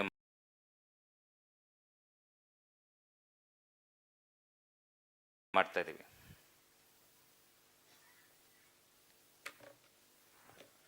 ಆಗಲೇ ಮೊದಲನೇದಾಗಿ ನಾನು ಜನಾಬ್ ಮೊಹಮ್ಮದ್ ಕುನಿ, ರಾಜ್ಯ ಕಾರ್ಯದರ್ಶಿಗಳು ಜಮಾತೆ ಇಸ್ಲಾಮಿ ಇನ್ ಕರ್ನಾಟಕ, ಅವರು ಮಂಡಿಸಲಿದ್ದಾರೆ. ನಿಮ್ಮನ್ನು ಪ್ರೀತಿಪೂರ್ವಕವಾಗಿ ವೇದಿಕೆಗೆ ಆಹ್ವಾನ.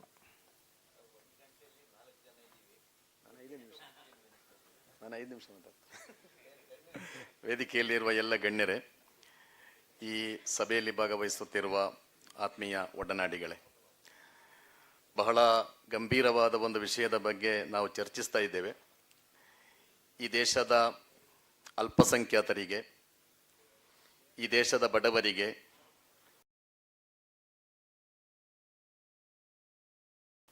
ಈ ದೇಶದ ದಲಿತರಿಗೆ, ಈ ದೇಶದ ಮಹಿಳೆಯರಿಗೆ ಬಹಳ ಮಾರಕವಾಗಬಹುದಾದ ಒಂದು ದುರಂತದ ಬಗ್ಗೆ, SIRನ ಬಗ್ಗೆ, SIR ಏನು, ಅದರ ಪರಿಣಾಮಗಳೇನು,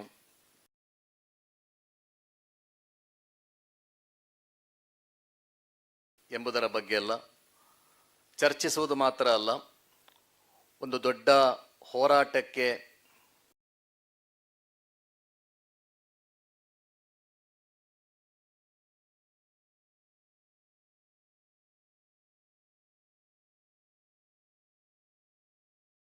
ಸಿದ್ಧತೆಯನ್ನು ಆರಂಭಿಸಬೇಕಾದಂತಹ ಸಂದರ್ಭ ಇದು. SIR ಈಗಾಗಲೇ ನಮ್ಮ 3 ಗಣ್ಯ ಅತಿಥಿಗಳು ವಿವರಿಸಿರುವಂತೆ NRCಯ ಮೂಲಕ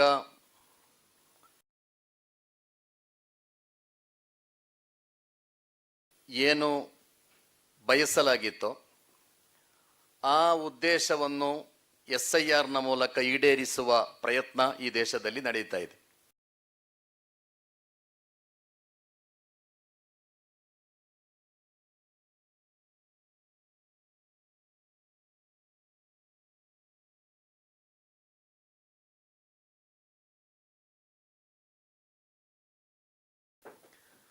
ಸಂಘ ಪರಿವಾರದ ಆಟಕ್ಕೆ ಥ್ರೆಟ್ ಆಗಿರುವ 3-4 ವಿಷಯಗಳಿವೆ.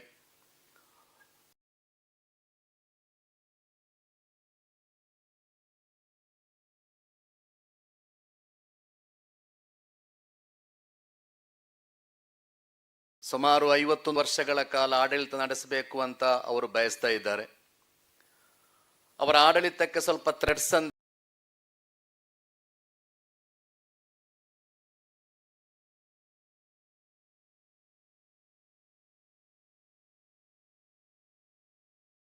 ಒಂದು ಮುಸ್ಲಿಂ ಸಮುದಾಯ, ಎರಡನೆಯದ್ದು ಬಡವರು, ಮೂರನೆಯದ್ದು ದಕ್ಷಿಣ ಭಾರತ, ಅದೇ ರೀತಿ ನಿರಂತರವಾಗಿ ನಡೆಯುವ ಚುನಾವಣೆಗಳು.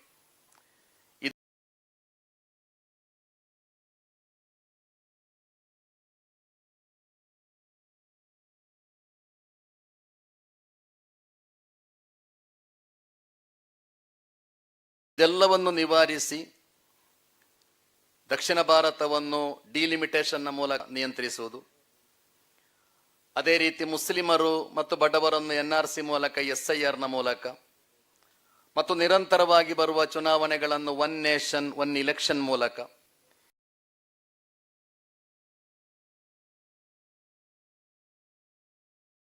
ಹೀಗೆ ಎಲ್ಲ ಅಡೆತಡೆಗಳನ್ನು ನಿವಾರಿಸಿ ಬಹಳ ಸುದೀರ್ಘ ಕಾಲದವರೆಗೆ ಈ ದೇಶವನ್ನು ಆಳುವ ಒಂದು ದೊಡ್ಡ ಷಡ್ಯಂತ್ರವನ್ನು ಫ್ಯಾಸಿಸ್ಟ್ಗಳು ರೂಪಿಸ್ತಾ ಇದ್ದಾರೆ.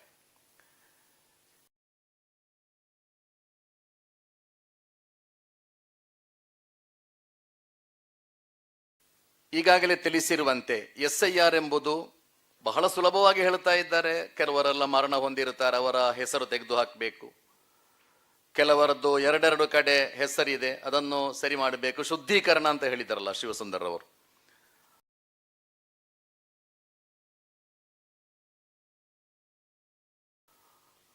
ಹಾಗೆ ಬಹಳ ಸರಳವಾಗಿ ಹೇಳ್ತಾ ಇದ್ದಾರೆ. ಆದರೆ SIRನ ಮೂಲಕ ನಿಮ್ಮನ್ನು ಮತದಾರರ ಪಟ್ಟಿಯಿಂದ ತೆಗೆದು ಹಾಕುವುದು ಮಾತ್ರ ಅಲ್ಲ, ನಿಮ್ಮ ಪೌರತ್ವವನ್ನು ನಿರಾಕರಿಸಲಾಗ್ತದೆ. ಈಗ ಬಿಹಾರ್ನಲ್ಲಿ 65 ಲಕ್ಷ ಜನರನ್ನು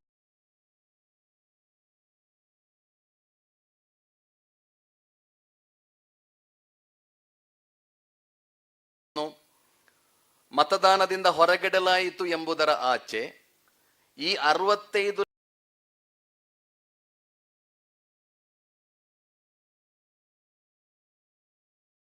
ಲಕ್ಷ ಜನ ಮುಂದಿನ ಅವರ ಬಗ್ಗೆ ಇರುವ ತೀರ್ಮಾನ ಏನು? ಅವರ ಪೌರತ್ವ ನಿರಾಕರಣೆ ಖಂಡಿತವಾಗಿ.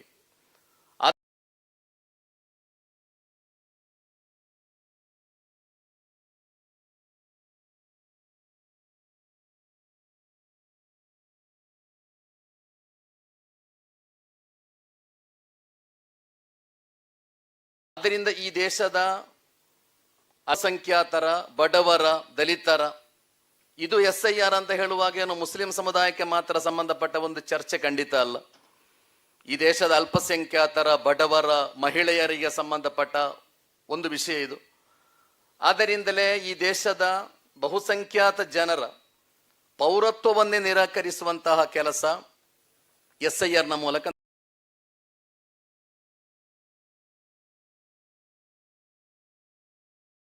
ನಡೆಯುತ್ತಾ ಇದೆ ಒಂದು ಕಡೆ. ಎರಡನೆಯದು, ಒಂದು ಭಯಾನಕ ವಾತಾವರಣ ಸೃಷ್ಟಿಸ್ತಾ ಇದ್ದಾರೆ. ಸಿಕ್ಕಾಪಟ್ಟ ನುಸುಳುಕೋರರಿದ್ದಾರೆ ನಮ್ಮ ದೇಶದಲ್ಲಿ. ನಾಳೆ ಕರ್ನಾಟಕದ ಬಗ್ಗೆ ಕೂಡ ಪ್ರಪಗಂಡ ಇರ್ತದೆ. ಸಿಕ್ಕಾಪಟ್ಟ ನುಸುಳುಕೋರರು ಬಾಂಗ್ಲಾದಿಂದ ಬಂದವರು, ಮ್ಯಾನ್ಮಾರ್ನಿಂದ ಬಂದವರು.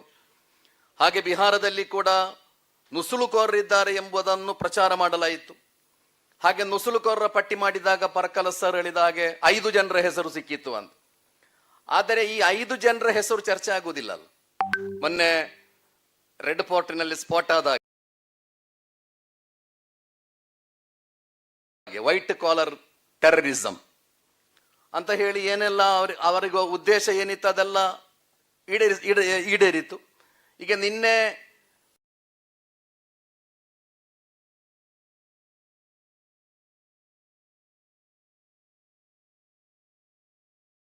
ವೈಟ್ ಕಾಲರ್ ಡಾಕ್ಟರ್ಸ್ಗಳನ್ನು ಬಿಟ್ಟಿದ್ದಾರೆ, ಏನು ಇಲ್ಲ ಪ್ರೂಫ್ ಅಂತ. ಆದ್ರೆ ಅದು ಯಾವ ಮಾಧ್ಯಮದಲ್ಲೂ ಚರ್ಚೆ ಆಗುವುದಿಲ್ಲ, ಯಾರಿಗೂ ಗೊತ್ತೂ ಆಗುವುದಿಲ್ಲ. ಹೀಗೆ ಧ್ರುವೀಕರಣದ ಒಂದು ದೊಡ್ಡ ಮಾರ್ಗ ಕೂಡ ಇದು, ವಿಭಜನೆಯ ಒಂದು ದೊಡ್ಡ ಮಾರ್ಗವಾಗಿ ಕೂಡ ಈ SIR ಅನ್ನು ದುರುಪಯೋಗ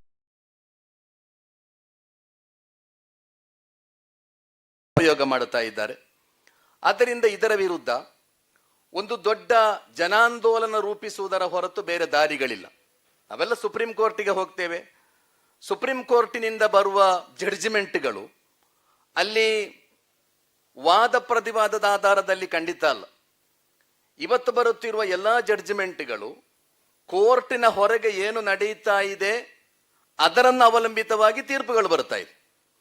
ಕೋರ್ಟಿನ ಹೊರಗೆ, ಸುಪ್ರೀಂ ಕೋರ್ಟಿನ ಹೊರಗೆ ದೊಡ್ಡ ಜನಾಂದೋಲನ ನಡೆಯುತ್ತಾ ಇದೆ, ದೊಡ್ಡ ಪ್ರತಿಭಟನೆಗಳು ನಡೀತಾ ಇದೆ ಎಂದಾದರೆ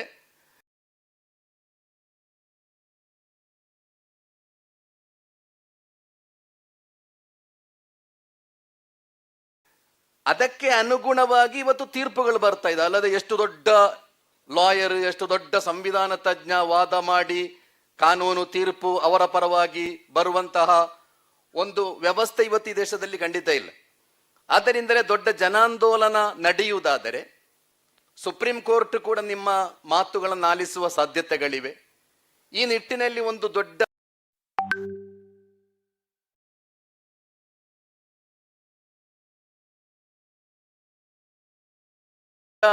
ಹೋರಾಟ, ಇದನ್ನು ಜನರಿಗೆ ಅರ್ಥ ಮಾಡಿಕೊಡುವುದು, ಜನರ ಜೊತೆ ಇದರ ಬಗ್ಗೆ ಮಾತಾಡುವುದು, ಜನರಿಗೆ ಇದರ ಅಪಾಯಗಳ ಬಗ್ಗೆ ಎಚ್ಚರಿಕೆಯನ್ನು ಕೊಡುವುದು ಮತ್ತು ದೀರ್ಘಕಾಲೀನವಾದಂತಹ ಪರಿಣಾಮಗಳೇನು ಎಂಬುದನ್ನು ಅತ್ಯಂತ ಸರಳವಾಗಿ ಜನರಿಗೆ ಹೇಳಿಕೊಡುವುದು, ಹಾಗೆ ಒಂದು ದೊಡ್ಡ ಜನಾಂದೋಲನ ರೂಪಿಸುವ ಮೂಲಕ ಮಾತ್ರ ಈ ಅಪಾಯವನ್ನು ನಮಗೆ ಎದುರಿಸಲಿಕ್ಕೆ ಸಾಧ್ಯ.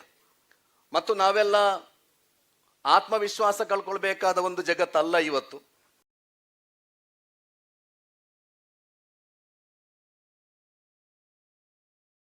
ನಿಮಗೆಲ್ಲ ಗೊತ್ತಿದ್ದ ನ್ಯೂಯಾರ್ಕಿನಲ್ಲಿ ಜಗತ್ತಿನ ಅತ್ಯಂತ ದೊಡ್ಡ ಕಾರ್ಪೊರೇಟ್ ಶಕ್ತಿಗಳ ಕೇಂದ್ರದಲ್ಲಿ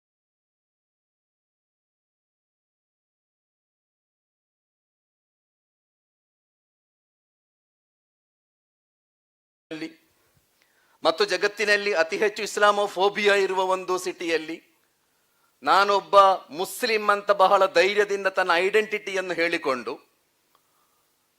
ಒಬ್ಬ ವ್ಯಕ್ತಿ ಝಹರಾನ್ ಮಮ್ದಾನಿ ಈ ವ್ಯವಸ್ಥೆಯ ವಿರುದ್ಧ ವಿಜಯ ಸಾಧಿಸುವುದಾದರೆ, ಗೆಲ್ಲುವುದಾದರೆ ಜನರು ಆ ರೀತಿ ಆಲೋಚಿಸ್ತಾ ಇದ್ದಾರೆ. ನೀವು ಜನರೊಂದಿಗೆ ಮಾತಾಡಿದ್ರೆ, ಅವರ ನಿಜವಾದ ಸಮಸ್ಯೆಗಳನ್ನು ಹೇಳಿದ್ರೆ, ಜನರಿಗೆ ಇದನ್ನೆಲ್ಲ ಅರ್ಥ ಮಾಡಿಸಿಕೊಡ್ಲಿಕ್ಕೆ ನಮಗೆ ಸಾಧ್ಯ ಆದರೆ ಅದು ಮಮ್ದಾನಿಗೆ ಮಾತ್ರ ಸೀಮಿತ ಆದದ್ದಲ್ಲ, ಎಲ್ಲಾ ಕಡೆ ಕೂಡ ಈ ಬದಲಾವಣೆಗಳು ಖಂಡಿತ ಆಗ್ತದೆ. ಆದರೆ ಅದಕ್ಕೆ ಬಹಳ ತ್ಯಾಗದ ಅಗತ್ಯ ಇದೆ.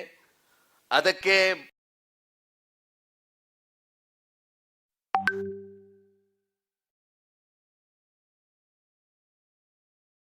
ಬಹಳ ಪರಿಶ್ರಮದ ಅಗತ್ಯ ಇದೆ.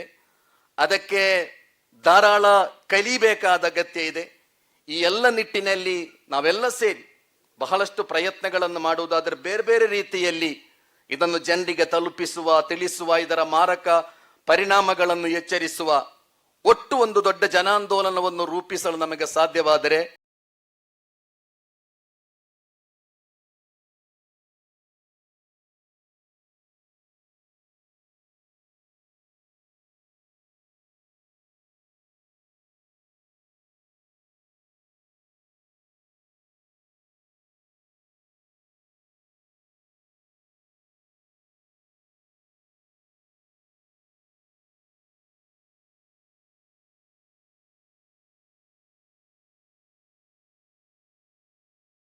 ಖಂಡಿತ. And we believed, and we will still continue to believe this, and that's why we are deeply disappointed, is that we said to them, considering even the perception of the power you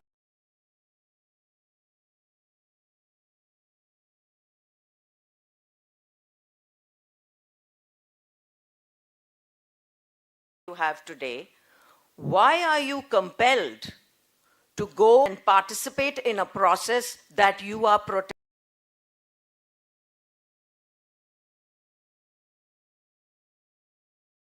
protesting so violently against? Does it make any sense?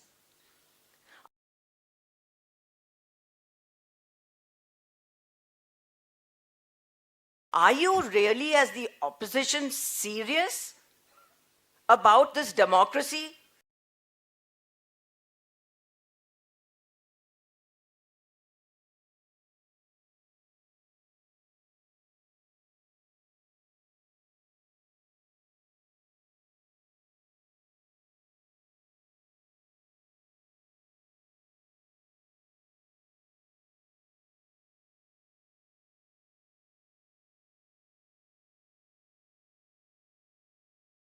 This constitution,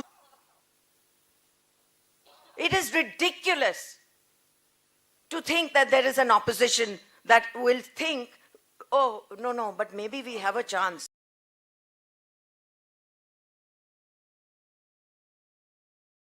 To, to get out the power back. Arey bhai, the voter list is being fixed.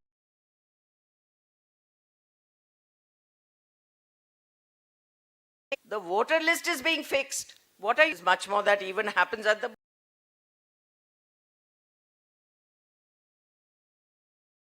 booth, as we heard. So, forget the opposition. Let the opposition follow. Maybe they're doing some real deep introspection now, and I would welcome that with open arms, because I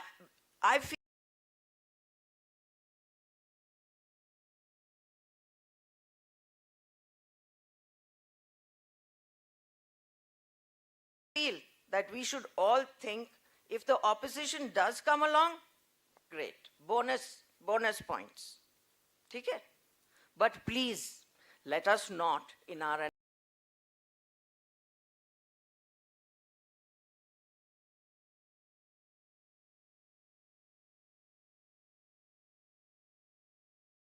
analysis of raising the alarm about SIR and getting on the streets to push back that we want a fully transparent process of voting.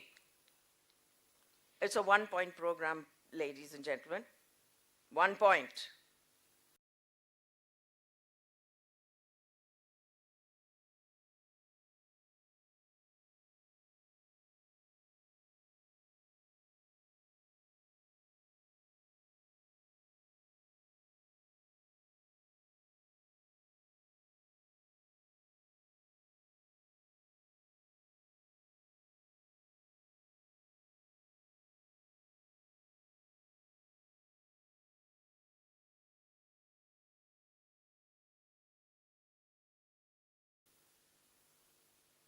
Just give us that.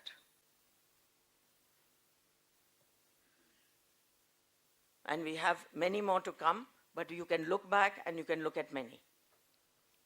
The determination that we have to grow the muscle. We have all these muscles.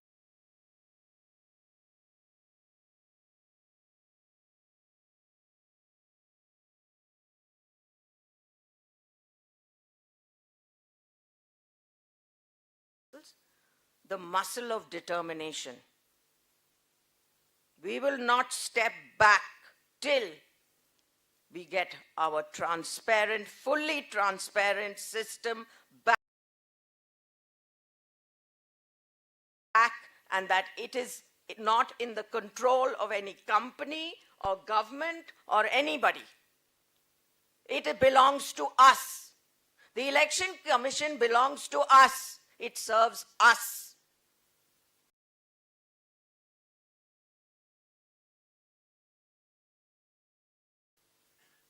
These are the things that we are going to move forward with.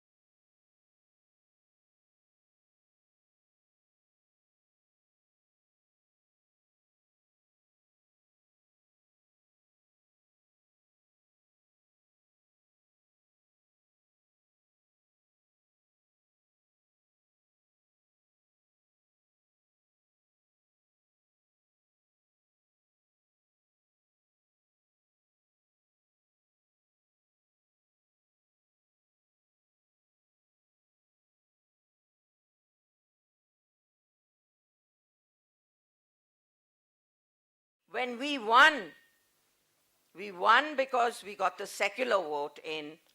Karnataka won. That is what created the wave in other states to say, if you can do it, we to do it. We can do it. Tell us how. So Karnataka has a responsibility to begin this work and begin at every corner with each of us taking it forward. And I look forward to seeing you on the street, walking side by side. Thank you very much.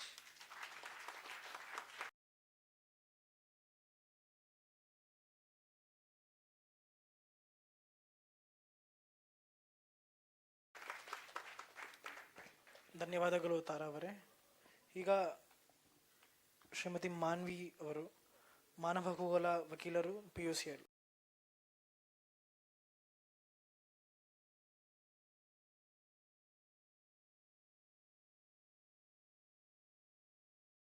ಇವರು ಮಂಡಿಸಲಿದ್ದಾರೆ.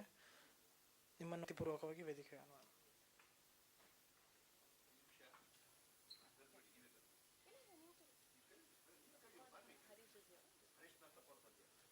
ನಮ್ಮಲ್ಲಿ ಹರೀಶ್ ನರಸಪ್ಪ ಅವರು ಬಂದಿದ್ದಾರೆ. ಅವರನ್ನು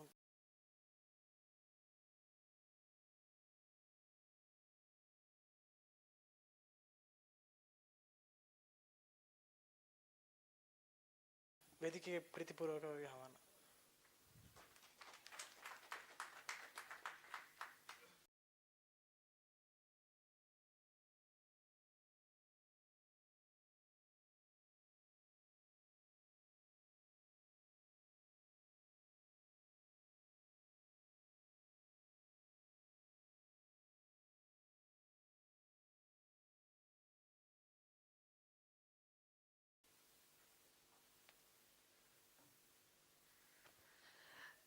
ಎಲ್ಲರಿಗೂ ನಮಸ್ಕಾರ.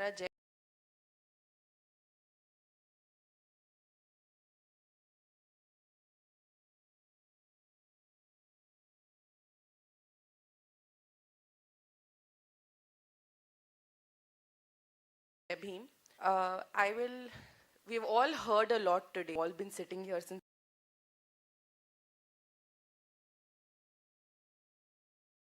11:30. There are many things you've already heard, thought about, felt. I am going to do this thing very simply, where I'll speak about 6 things in the next 10 minutes, hopefully. I want to start by talking about, we have generally said, okay, the worst and the most marginalized people will be affected. Yes?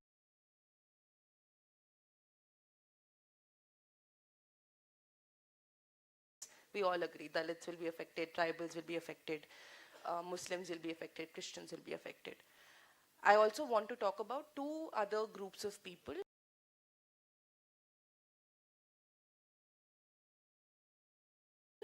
And I want you to think about them with me. Now, all of you know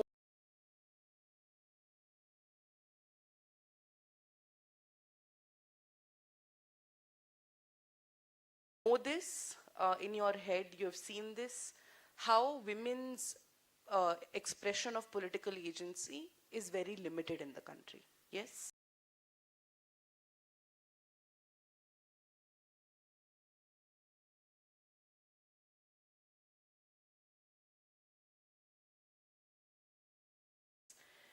We see that women tend to vote as their husbands. Their votes are often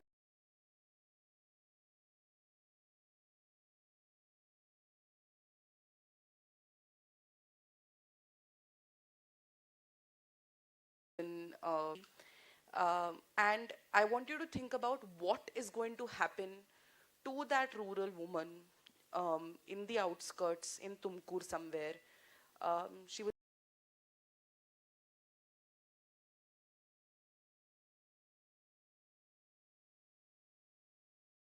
married at in her 10th, 11th standard, didn't complete education, does not have documents, parents are agricultural farmers, workers, no property, no land.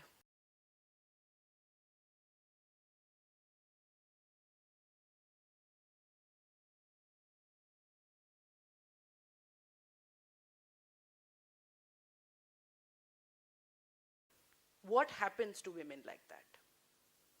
Where do they go? What happens to the trans people, the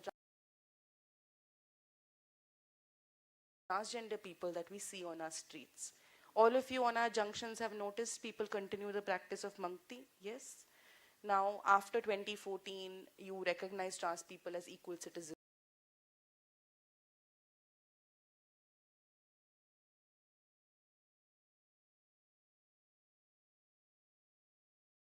After the Nalsa judgment, the landmark Supreme Court judgment. You also have a Trans Person Protection of Rights Act, which recognizes them as equal citizens.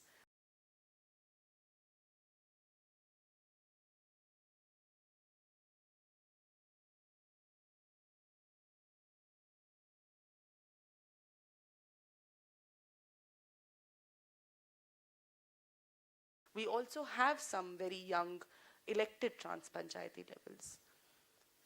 But how many of them vote? Do you know how many of them are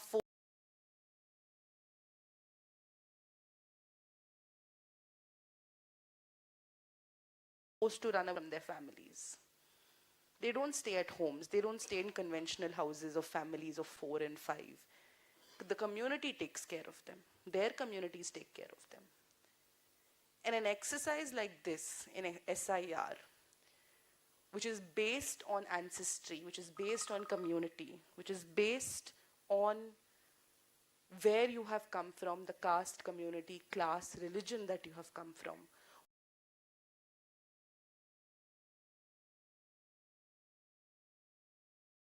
What happens to those who have been oppressed by these structures themselves? In Bihar, the most excluded,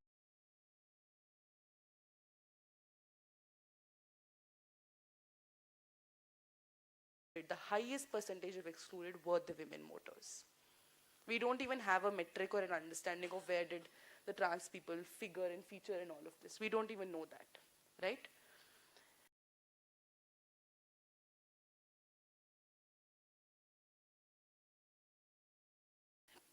This is happening why? Because the MHA and the Home Minister himself has said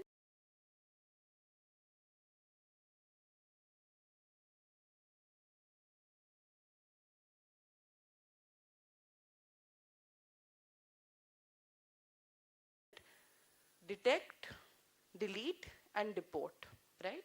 And we've already spoken about the narrative of Ghusbetia and how that is a false narrative. I just want to layer that with one more thing. That hatred which the Home Minister speaks of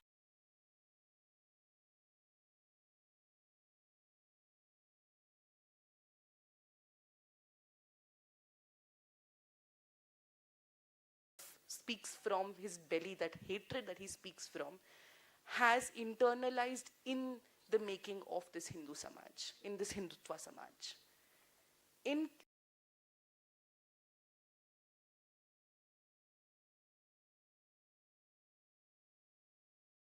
West Bengal, allegedly, there are 9 people who have lost their lives to suicide on the fear of disenfranchisement of the SIR.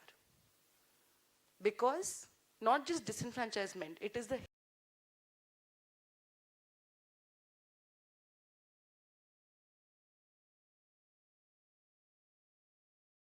hatred. You are not ours.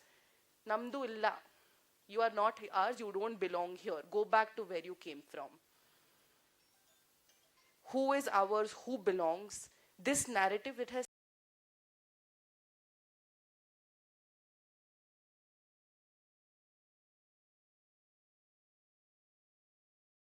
seeped in so much hatred in everyday lives, and it has a cost. It has a cost for the working class. These are not elite people necessarily. But I will come to that also. In Kerala,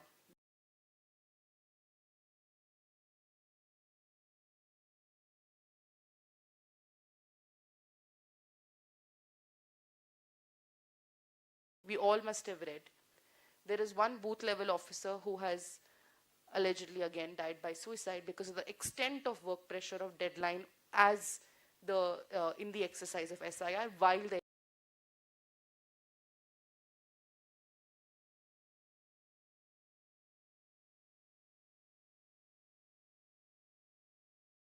elections are pending. In Rajasthan, in Jaipur, another booth level officer has died by suicide, right?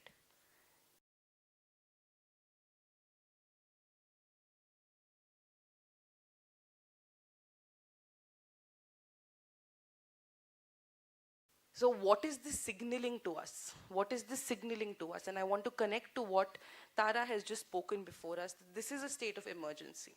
It is a state of emergency for us to not feel complacent in saying that, why do we vote? What do we do? Yes, those questions have to be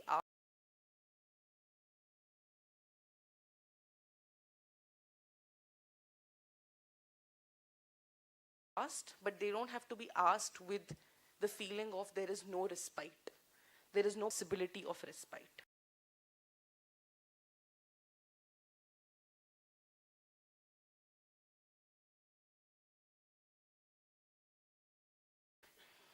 Yes, it is true that in this exercise of SIR, everybody has spoken about it. The burden of proof is reversed. Now, you and I have to go and show, if you look at the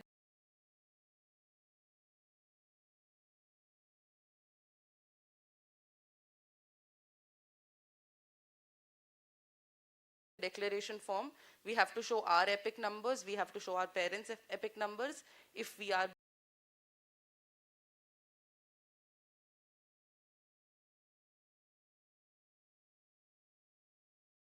born after 2004, right?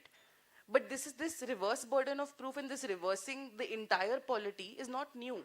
UAPA is exactly that.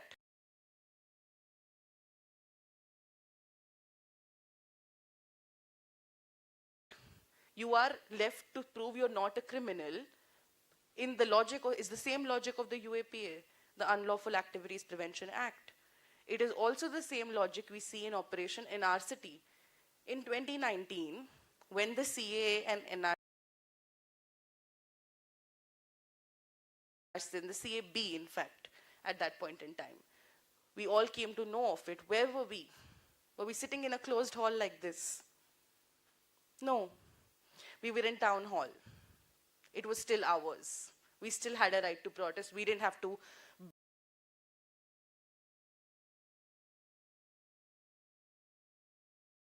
beg for permissions before the government. Now, this Congress government has put us in a situation, has continued the logic of the BJP government, where we are forced to sit in halls like this.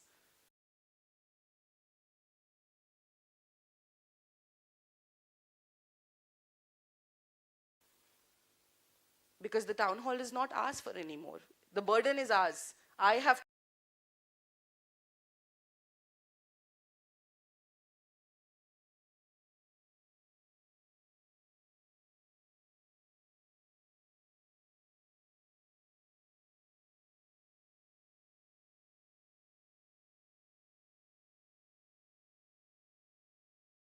to tell you how do I have permission to use a loudspeaker, how many, who are the VVIPs that are coming, and I may even have to give an undertaking to say that there will be no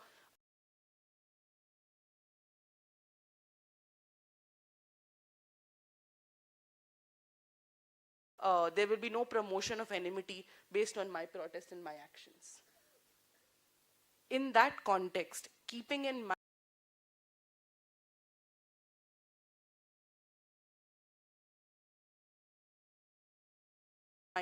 the political reality that we are in a Congress governed state, not ruled, governed. They have our mandate.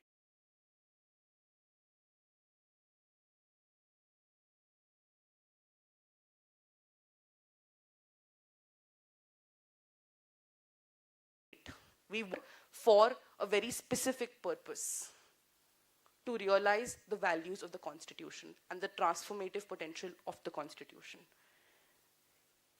The collective punishment that the SIR is going to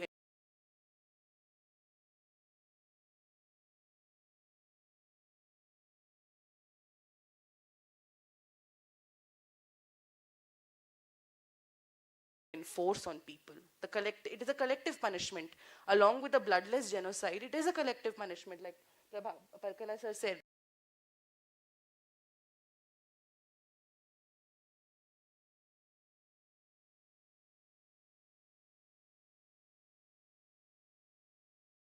It's not just a bloodless genocide, it is a collective punishment. You prove your ancestry, prove where you came from.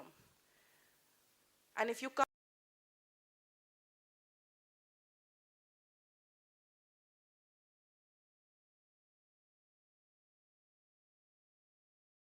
can't prove, you can contest it. But out of the 65 lakh voters, the people who would have voted for the previous election in Bihar, only 33,000 had the capacity to even challenge, object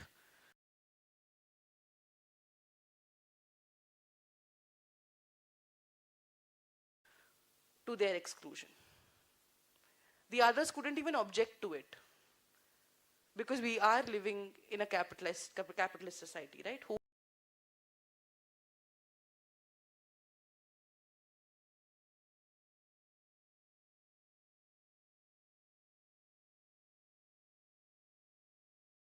Who has the time to object? How will the working class have the time to fill the forms? How will they have the support of the unions? Will they have the support? And is it only the unions' burdens to ensure that the workers are able to fill up these forms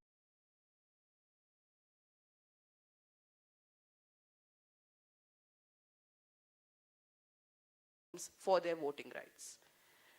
And finally, I want to talk about what does this do to the question of, along with rights, the question of social security of the working class. As rights-bearing citizens, you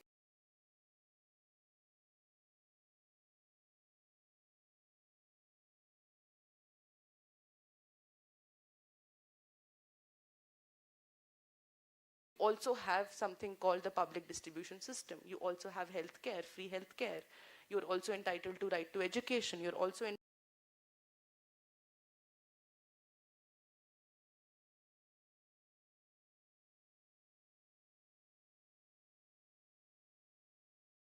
entitled to pensions. All of these things, after you are not just made a suspect, you're a D-voter, you're a doubtful voter.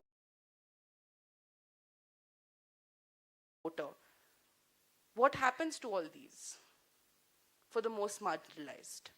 The elite will still find their, their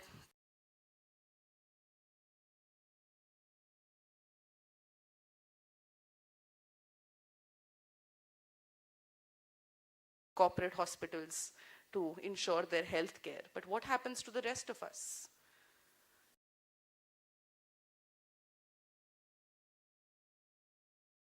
And these are questions we have to think about in terms of how we articulate our response. Now, what do we do?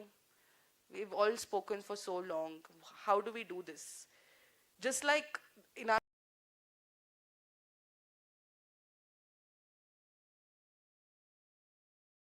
politicians and the politics that that India has, it is not natural to any of us to know how to build democratic and transparent processes. We don't know how to do that. It's something we have to learn. It's something we have to learn with taking along people from different backgrounds.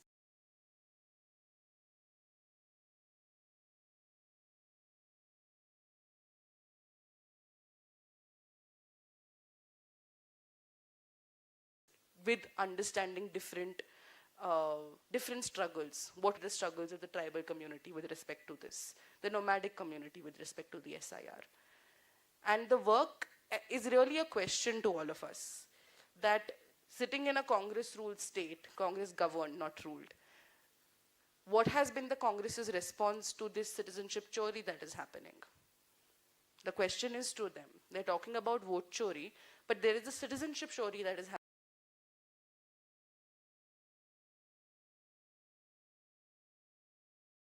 happening here, which the ECI is not entitled to do. The ECI is a constitutional body, yes, but can they decide citizenship? No.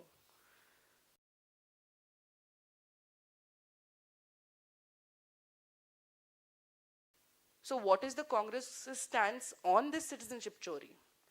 And unless a resolution is passed with urgency,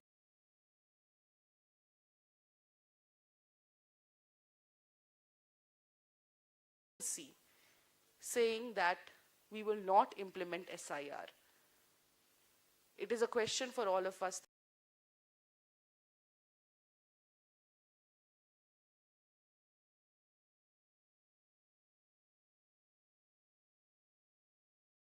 Then what is the point of them being in power? Are they really a valid opposition? And how much is it that we have to do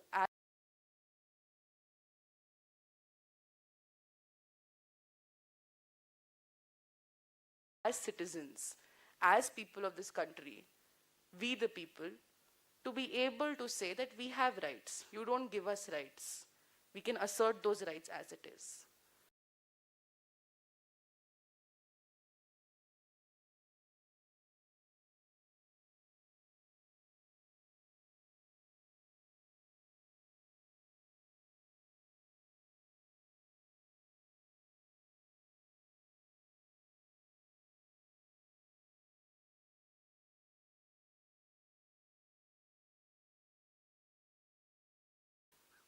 That in all the oppositions, in all the states where SIR has been notified now, people are being forced to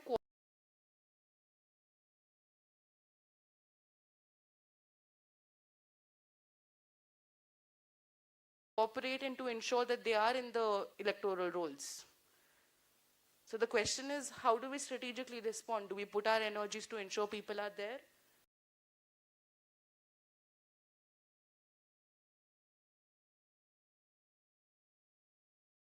Do we reject it? Do we politically reject it? Do we politically say we will not participate in elections like this? If all of us are there, then none of us, without all of us being there, we will not participate?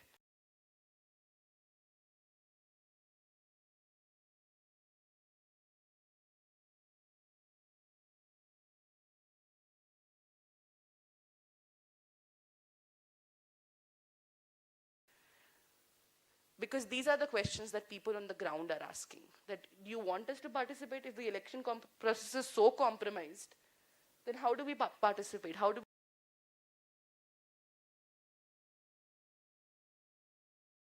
we trust the results? Like you said, 90% strike rate. Then what are the realistic answers? And with these questions, and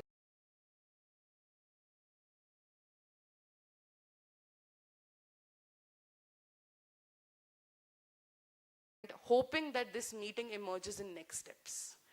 that just because we have been forced to be in a hall and not on the streets, we are not reduced in terms of our clarity and in terms of our political purpose. With that, I'll end. Thank you so much.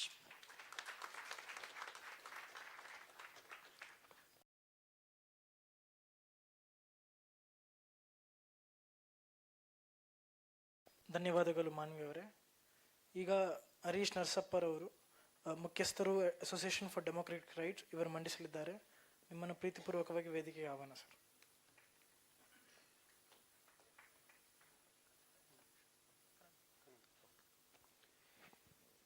ನಮಸ್ಕಾರ. ನಾನು ತಡವಾಗಿ ಬಂದಿದ್ದಕ್ಕೆ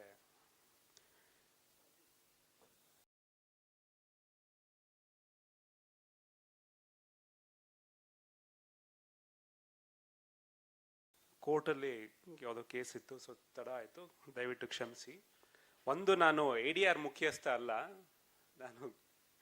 ADR ನಾನು ಮುಖ್ಯಸ್ಥ ಆಗಕ್ಕೆ ready, but ಅವ್ರಿಗೆ ADR ಮುಖ್ಯ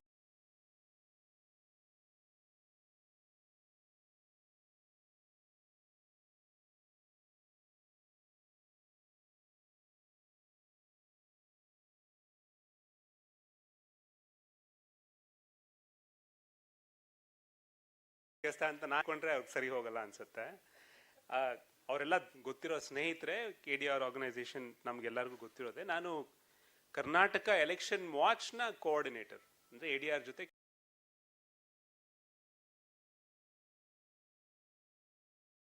ಕೆಲಸ ಮಾಡುವಂಥದ್ದು, ಅಥವಾ ನಾನು ದಕ್ಷ ಸಂಸ್ಥೆಯ ಸಹ ಸಂಸ್ಥಾಪಕ.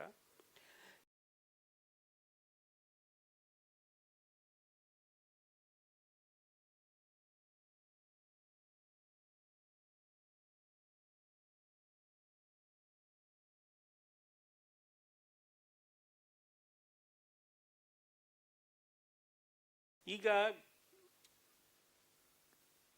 ಎಲ್ಲ ಈ ಇಶ್ಯೂಸ್ ಎಲ್ಲ ಎಲ್ಲರಿಗೂ ಗೊತ್ತು.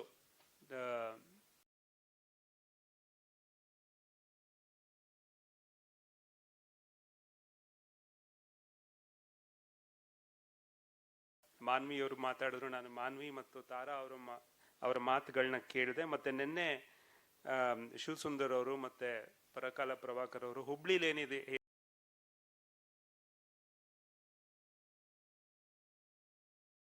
ಏನ್ ಹೇಳಿದ್ರು ಅಂತ ಪೇಪರ್ನಲ್ಲಿ ಕೂಡ ಓದ್ದೆ ಇವತ್ತು. ಸೊ ವಿಷಯ ಏನು ಅಂತ ಎಲ್ಲರಿಗೂ ಗೊತ್ತು, ತುಂಬಾ ಗಂಭೀರವಾಗಿರುವ ವಿಷಯ. ಆದ್ರೆ ಇದಕ್ಕೊಂದು ಇತಿಹಾಸ ಇದೆ. ನಮ್ಮ ಚುನಾವಣಾ ರೋಲ್ಸ್ ಇದೆಯಲ್ಲ, ಎಲೆಕ್ಟೋರ್ ರೋಲ್ಸ್ ಇದೆಯಲ್ಲ,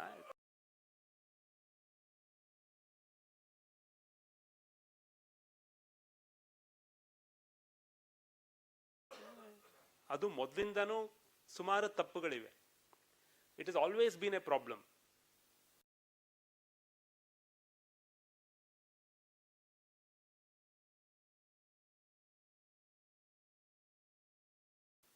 ಆಯ್ತಾ, ನಾನು 2011ರಿಂದ ಒಂದು 5-6 ಪೆಟಿಷನ್ಗಳನ್ನ ಆರ್ಗ್ಯೂ ಮಾಡಿದ್ದೀನಿ ಕರ್ನಾಟಕ ಹೈಕೋರ್ಟ್ ಅಲ್ಲಿ.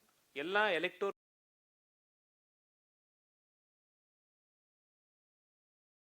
ರೋಲ್ಸ್ ಗಳಲ್ಲಿರುವ ಮಿಸ್ಟೇಕ್ಗಳು, ತಪ್ಪುಗಳ ಬಗ್ಗೆನೆ. ಪ್ರತಿ ಚುನಾವಣೆಯ ಮೊದಲು ಕೂಡ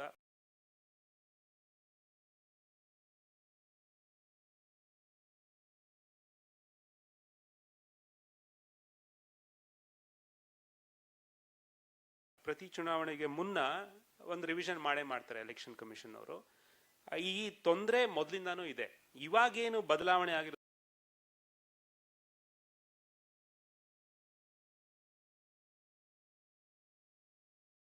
ಅಂದ್ರೆ, it's a concentrated effort with mass deletions. But ಈ ಮಾಸ್ ಡಿಲೀಷನ್ಸ್ ಮೊದಲು ಆಗಿತ್ತು 2011ರಲ್ಲಿ, 2013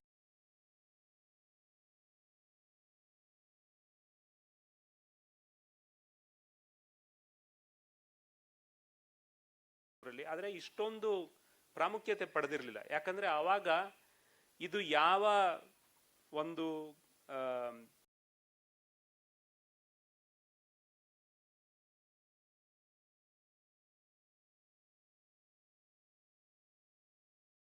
ಏನಪ್ಪಾ, groups of people. It did not seem like it was targeted at anybody. Okay, it seemed like bureaucratic inefficiency. ಅದು it was something all of us were used to. ಅಂದ್ರೆ ಓ,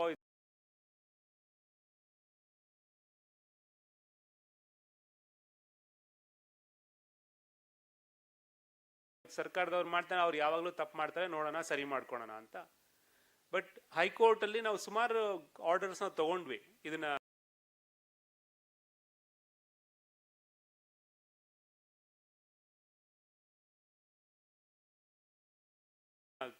rolls ನ clean up ಮಾಡಬೇಕು ಅಂತ. ಆದ್ರೆ ಹೇಗ್ clean up ಮಾಡೋದು ಅದನ್ನ ಅಂತ ಅದು ಪ್ರಶ್ನೆ.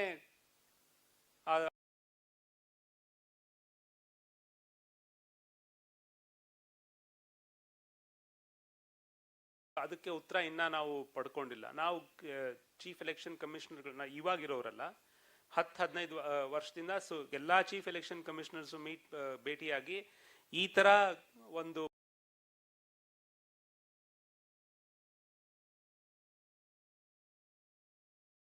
ಪ್ರಾಸೆಸ್ ನ ಅಡಾಪ್ಟ್ ಮಾಡಿ.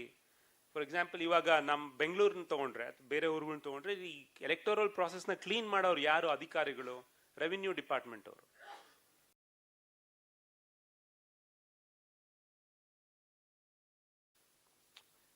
ಅವ್ರಿಗೆ ಇದ್ರ ಬಗ್ಗೆ ಆಸಕ್ತಿ ಇಲ್ಲ. ಯಾಕೆ? ಇದ್ರಲ್ಲಿ ದುಡ್ಡಿಲ್ಲ.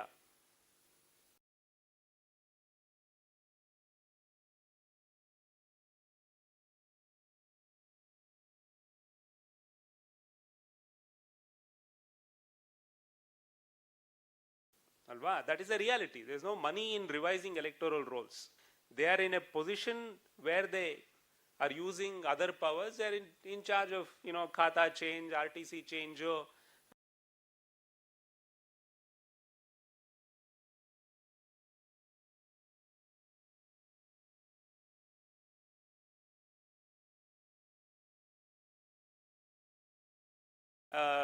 ಏನಪ್ಪ, ಪರ್ಮಿಷನ್ ತಗೊಂಡಿದಾರಾ ಇಲ್ವಾ, ಅದ್ರ ಬಗ್ಗೆ ಎಲ್ಲ, that is their primary job.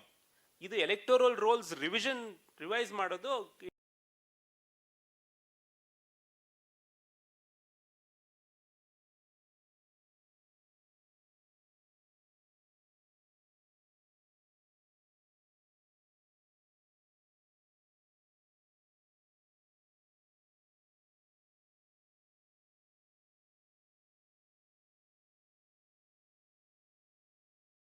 it's their last priority. They are not interested in it.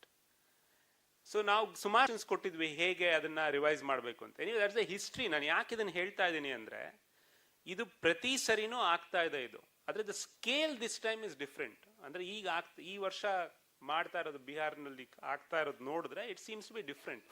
ನಾನು ಅಷ್ಟು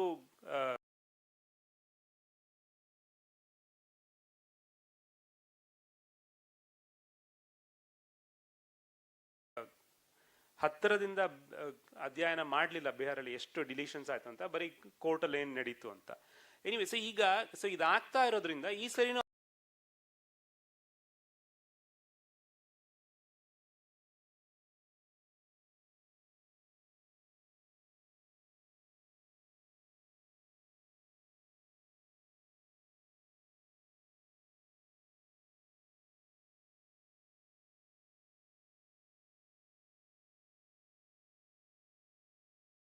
ಆಗುತ್ತಾ, ತಪ್ಪುಗಳಿರುತ್ತಾ, ಡಿಲೀಷನ್ಸ್ ಬೇಕು ಅಂತ ಮಾಡ್ತಾರ, ಎರಡೂ ಆಗಬಹುದು. ಉದ್ದೇಶಪೂರ್ವಕವಾಗಿ ಮಾಡೋದು ಆ ಪರ್ಟಿಕ್ಯುಲರ್ ಬ್ಲಾಕ್ ನ ಆಫೀಸರ್ ಮಾಡ್ತಾ ಇದ್ದಾನ ಅಥವಾ ಮೇಲಿನಿಂದ ಆಜ್ಞೆ ಬಂದ್ ಮಾಡ್ತಾ ಇದಾರ, ಅದು ಗೊತ್ತಿಲ್ಲ ನಮ್ಗೆ. ಸೊ ಅದಕ್ಕೆ ನಾವು ಏನ್ ಮಾಡ್ಬೋದು? ಒಂದು, ಈಗ ಇದನ್ನ ಕೋರ್ಟ್ ಅಲ್ಲಿ ಚಾಲೆಂಜ್ ಮಾಡೋದು ಸ್ವಲ್ಪ ಈಗ ಕಷ್ಟ ಆಗೋಗಿದೆ. ಯಾಕಂದ್ರೆ ಎಲ್ಲಾ ಮ್ಯಾಟರ್ಸ್ ಈಗ SIR ಬಗ್ಗೆ ಸುಪ್ರೀಂ ಕೋರ್ಟ್ ಅಲ್ಲಿ ಇದೆ. ಸೊ ನನ್ನ ಪ್ರಕಾರ ಪ್ರಾಬಬ್ಲಿ ಸುಪ್ರೀಂ ಕೋರ್ಟ್ಗೆ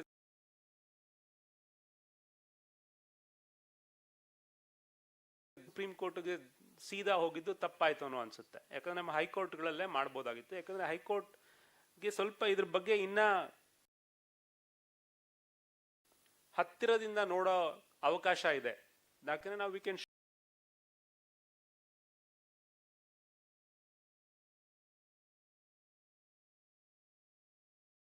show particular instances of deletion and explain to them what the problem is.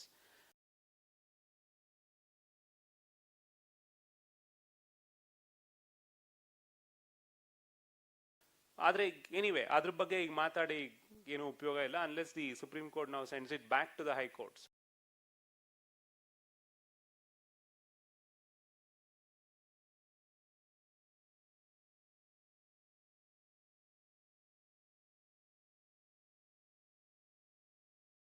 ಪ್ರತಿ ಹೈಕೋರ್ಟ್ ಎಕ್ಸಾಮಿನ್ ಮಾಡ್ಬೋದು ಅಂತ, ಅದು ಒಂದು ವಿಷಯ. ಎರಡನೇದು, the point that I made, that election commission ಮಾಡುತ್ತೆ ಅಂದ್ರೆ ಎಲೆಕ್ಷನ್ ಕಮಿಷನ್ಸ್ ಡೈರೆಕ್ಷನ್ಸ್ ಕೊಡುತ್ತಷ್ಟೆ. ಇದನ್ನ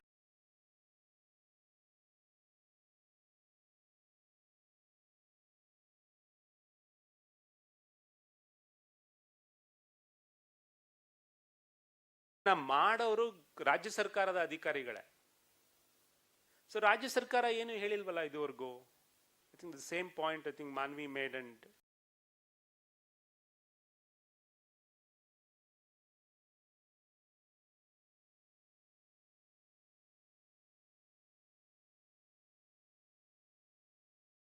ತಾರಾ ಆಲ್ಸೋ ಮೇಡ್. ರಾಜ್ಯ ಸರ್ಕಾರದ ನಿಲುವೇನು ಇದರ ಬಗ್ಗೆ, ಅವ್ರು ಹೇಗೆ ರಿವೈಸ್ ಮಾಡ್ತಾರೆ? ಯಾಕಂದ್ರೆ ಈಗ ನೋಡಿ ನಮ್ದು ಒಂಥರ ಇದು ಈ ಡಾಕ್ಯುಮೆಂಟ್ಸ್ ಇದೆಯಲ್ಲ, ಇದು ಚಕ್ರವ್ಯೂಹ. ಇದು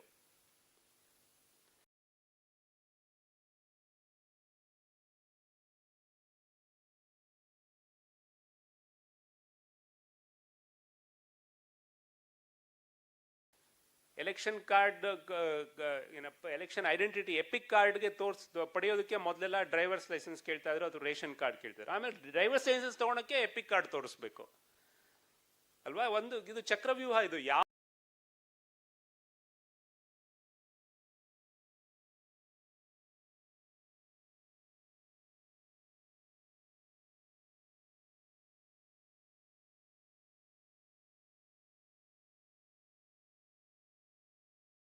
ಯಾವ್ದು ಮೊದಲು ಯಾವ್ದು ಸ್ಕಿಮೆಂಟ್, ಅದನ್ನ ನಾವು ಏನಪ್ಪಾ ಸರ್ಕಾರದಿಂದ ನಮ್ಮ ವ್ಯವಸ್ಥೆಯಲ್ಲಿ ನಾವು ಅದನ್ನ ಸರಿಯಾಗಿ ರೂಢಿಸ್ಕೊಂಡು ಬಂದಿಲ್ಲ. This is the only document we will take ಅಂತ ಹೇಳೋದಕ್ಕೆ ಆಗೋದು ಇಲ್ಲ, ಮೊದಲಿಂದ ಆಗೋದಿಲ್ಲ. That is the problem.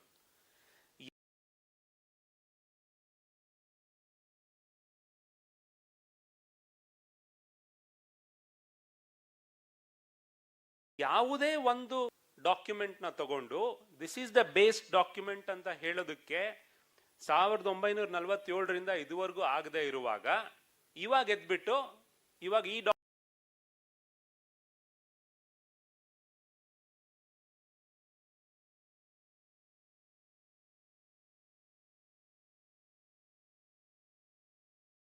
Document ಇದ್ರೆ ಮಾತ್ರ ನೀವು ವೋಟ್ ಮಾಡಬಹುದು ಅಂತ ಹೇಳೋದು, ಅದು it's very very incorrect.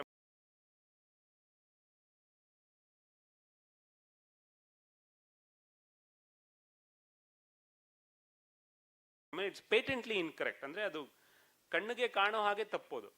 So ಇದನ್ನ ಹೇಗೆ ಮಾಡ್ಬೋದು? ಮೊದಲು I think the questions you raise, ರಾಜ್ಯ ಸರ್ಕಾರದ ನಿಲುವೇನು?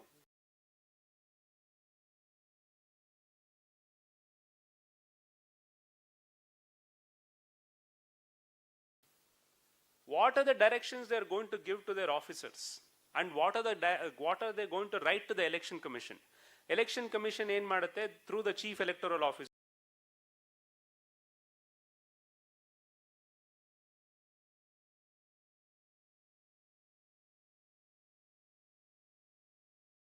who is a Karnataka IAS officer who is seconded as chief electoral officer. They will issue some directions. So the state government needs to say all these documents that the election commission has said.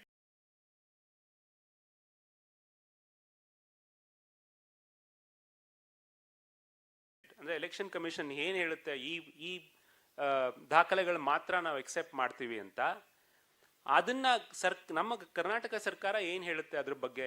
ಕರ್ನಾಟಕದಲ್ಲಿ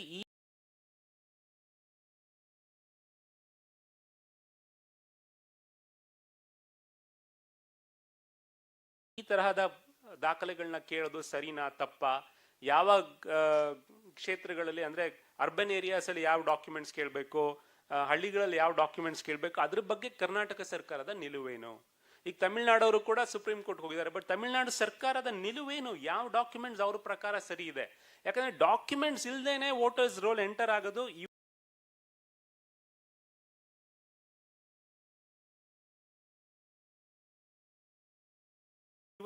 SIR ಎಲ್ಲ 5 ವರ್ಷದಿಂದೇನೂ ಕಷ್ಟ ಇತ್ತು. ಅದಕ್ಕೇನೆ ಸುಮಾರು ಜನ voters election rolls ಅಲ್ಲಿ ಇರಲಿಲ್ಲ. So ಅದು ದಟ್ ಈಸ್ ಎ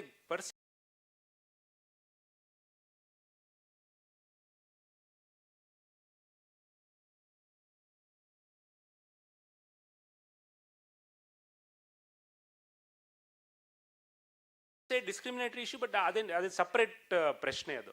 ಸೊ ಅದರಿಂದ ಇದ್ರ ಬಗ್ಗೆ if you are passing a resolution, ask the state government ಏನ್ ನಿಮ್ಮ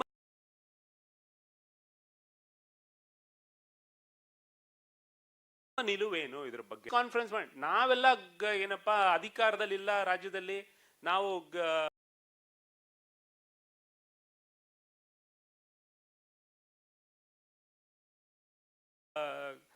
ಏನಪ್ಪಾ ಬರೀ ನಾವು ನಾಗರಿಕರು ನಾವೇ ಇಷ್ಟೊಂದು ಕಷ್ಟ ಪಡುವಾಗ ಸರ್ಕಾರದವ್ರು ಏನ್ ಮಾಡ್ತಾ ಇದ್ದಾರೆ? ಕರ್ನಾಟಕ ಸರ್ಕಾರದವರು ಅವರು ಪ್ರೆಸ್ ಕಾನ್ಫರೆನ್ಸ್ ಮಾಡೋದ್ರಲ್ಲಿ ಏನು ಅದು ನಗೆ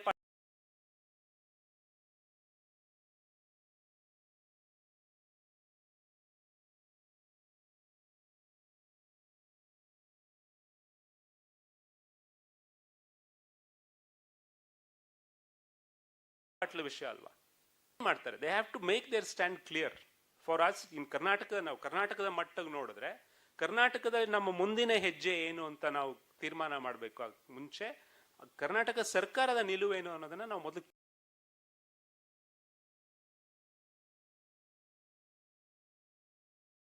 ಕೇಳಬೇಕು. We should ask, let them say support ಮಾಡ್ತಾ ಇದಾರಾ ಇಲ್ಲ, are they opposing it and on what grounds and what documents will they accept. That's the first thing. Then ಮತ್ತೆ ಪ್ರತಿಯೊಂದು ಡಿಲೀಷನ್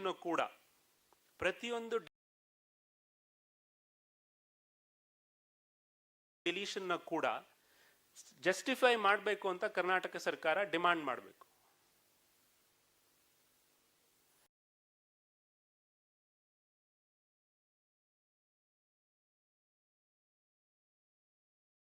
ನೋಡಿ, ಏನಪ್ಪಾ ಈ ಡಗ್ಲಾಸ್ ಆಡಮ್ ಅಂತ ಒಬ್ರು ಏನಪ್ಪಾ ಹಿಚ್ ಹೈಕರ್ಸ್ ಗೈಡ್ ಟು ಗ್ಯಾಲಕ್ಸಿ ಅಂತ ಒಂದು ಪುಸ್ತಕ ಬರೆದಿದ್ದಾರೆ.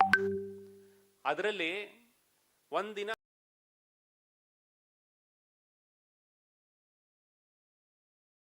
ಭೂಮಿ ಮಾಯ ಆಗ್ಬಿಡುತ್ತೆ. ಯಾರೋ ಬೇರೆ ಗ್ಯಾಲಕ್ಸಿನ ಬೇರೆ ಏಲಿಯನ್ಸ್ ಬಂದು ಭೂಮಿನ ಅನಹೈಲೈಟ್ ಮಾಡ್ಬಿಡ್ತಾರೆ. ಒಂದಿಬ್ರು ಮಾತ್ರ ತಪ್ಪಿಸ್ಕೋತಾರೆ. ಅವರು ಆ ಸ್ಪೇಸ್ ಶಿಪ್ ಹೋಗ್ತಾರೆ. ಅದರಲ್ಲಿ ಇವ್ನು ಕೇಳ್ತಾನೆ, ಏನ್ ನಮ್ಗೆ ಏನು ಹೇಳ್ದಂಗೆ ನೀವು ಈ ತರ ನಮ್ಮ ಭೂಮಿನ ಹಿಂಗ್ ಮಾಡ್ಬಿಟ್ರಲ್ಲ ಅಂತ. ಅವ್ರು ಹೇಳ್ತಾರೆ, ಇಲ್ಲ ನಾವು ಎಲ್ಲೋ ಒಂದ್ ಕಡೆ ನೋಟಿಸ್ ಹಾಕಿದ್ವಿ ಅಂತ.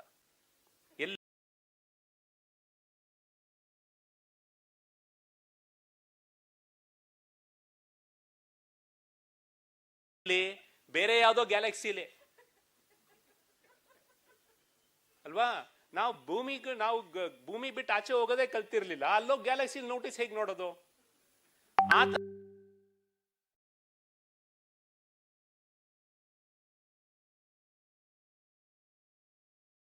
ಆಗ್ತಾ ಇದೆ ಇದು. That is the point. ಎಲ್ಲೋ ಕೂತ್ಕೊಂಡು you delete my name. Personally also ನಮ್ಮ ಫ್ಯಾಮಿಲಿಗಳಲ್ಲಿ ನೋಡಿದ್ರೆ ಬೆಂಗಳೂರಲ್ಲಿ suddenly one name will be deleted, it will go to some other voters list. ಇನ್ನೊಂದ್ ಕಡೆ ಹೋಗಿ ವೋಟ್ ಮಾಡ್ಬೇಕು, ಮನೆನೇ ಶಿಫ್ಟ್ ಮಾಡ್ಬಿಡ್ತಾರೆ ನಮ್ದು. ಗಂಡ ಒಂದ್ ಮನೇಲಿ, ಹೆಂಡತಿ ಇನ್ನೊಂದ್ ಮನೇಲಿ, ಮಕ್ಕಳು ಇನ್ನೊಂದ್ ಮನೇಲಿ. So this is the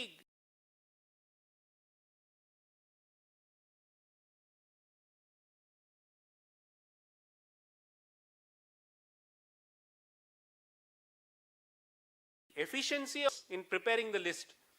So ಈ ತರ inefficiency plus intention ಎರಡು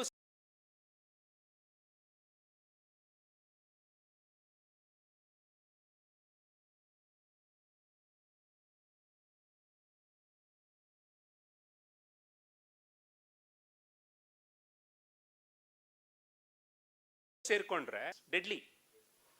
ಸೊ ಅದಕ್ಕೋಸ್ಕರ first step, if you are asking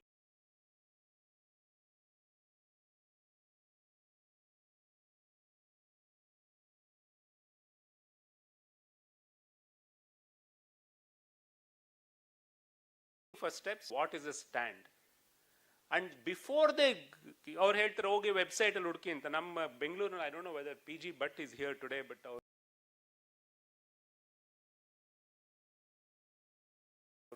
ಇದ್ರೆ PG Bhatt is somebody you should talk to. our commander PG, but ನಿವೃತ್ತ naval officer, he had done detailed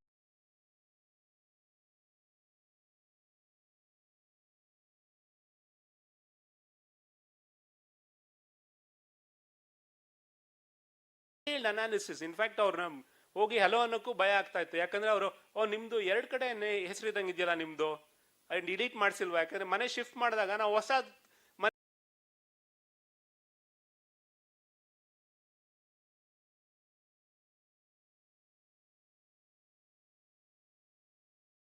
ಮನೆಯಲ್ಲಿ ಈಗ electoral roll ಸೇರ್ಕೊಂಡ್ಬಿಡ್ತೀವಿ, ಹಳೇದ್ ನಾವು ಡಿಲೀಟ್ಸ್ ಇರಲ್ಲ. ಅವ್ರಿಗೆ ಅಷ್ಟೊಂದು ಬೆಂಗಳೂರು, ಅಟ್ಲೀಸ್ಟ್ ಬೆಂಗಳೂರು ರೋಲ್ಸ್ ಬಗ್ಗೆ ಅಷ್ಟೊಂದು ಅವ್ರಿಗೆ ಮಾಹಿತಿ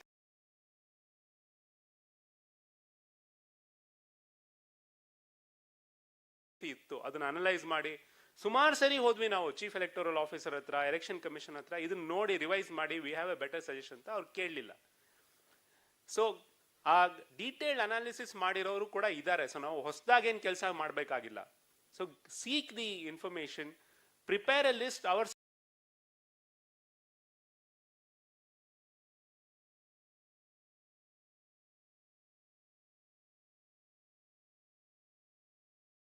so we know hit with this surprise where say 10 lakh ಜನ ಡಿಲೀಟ್ ಮಾಡಿಬಿಟ್ರೆ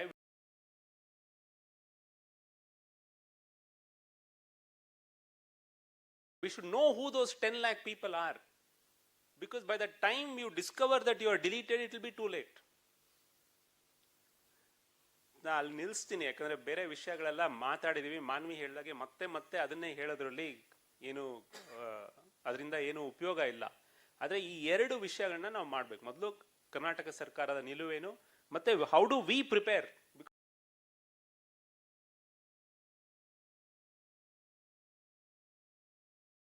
V don't have a choice today, we have to prepare. So ಈ ಕೆಲಸ ಮಾಡಿರೋರು ಇದ್ದಾರೆ, ನಮ್ಮ ಮಧ್ಯ ಇದ್ದಾರೆ, ಅವ್ರನ್ನ ಕೇಳಿ ಲೆಟ್ ಅಸ್ ಪ್ರಿಪೇರ್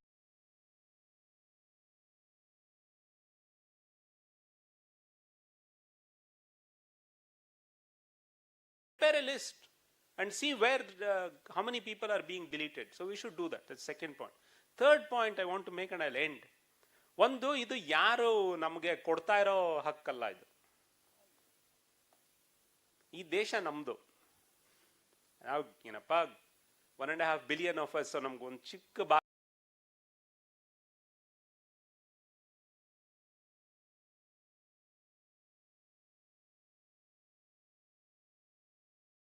ಆಗ ಅಷ್ಟೇ ಈ ದೇಶ ನಮ್ದು. ಒಬ್ರದ್ದು ನೋಡಿದ್ರೆ ಬಟ್ ನಮ್ದು, ನಾವು ಈ ದೇಶದ ಮಾಲೀಕರು. ನಮ್ಗೆ ಹಕ್ಕಲ್ಲ, ನಮ್ಮ ಅಧಿಕಾರ, ವೋಟ್ ಮಾಡೋದು ನಮ್ಮ ಅಧಿಕಾರ. ಅದನ್ನ ಎಲೆಕ್ಷನ್ ಕಮಿಷನ್ ಬಂದು ನಾನು ನಿನಗೆ ಕೊಡ್ತಾ ಇದ್ದೀನಿ ಅಂತ ಹೇಳೋದಕ್ಕೆ ಸಾಧ್ಯ ಇಲ್ಲ. ಅದು ನಮ್ದು. ಹೌದು, ಏನಪ್ಪಾ ಬೋಗಸ್ ವೋಟಿಂಗ್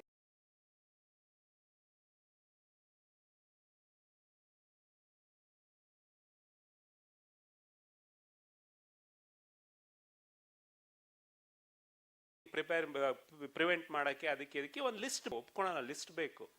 ಆದ್ರೆ ಆ ಪ್ರಶ್ನೆ ಮಾನವೀಯ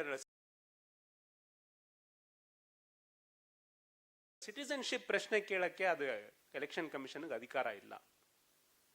ಸೊ ನಾವು ನಮ್ಮ ಅಧಿಕಾರನ ನಾವು ಕಿತ್ಕೊಳ್ಳೋದಕ್ಕೆ ಅವಕಾಶ ಕೊಡಬಾರ್ದು.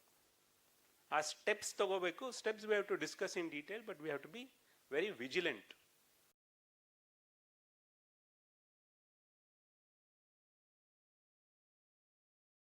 ಈಗ ತಪ್ಪಿದ್ರೆ ಕಷ್ಟ ಆಗುತ್ತೆ. Thank you.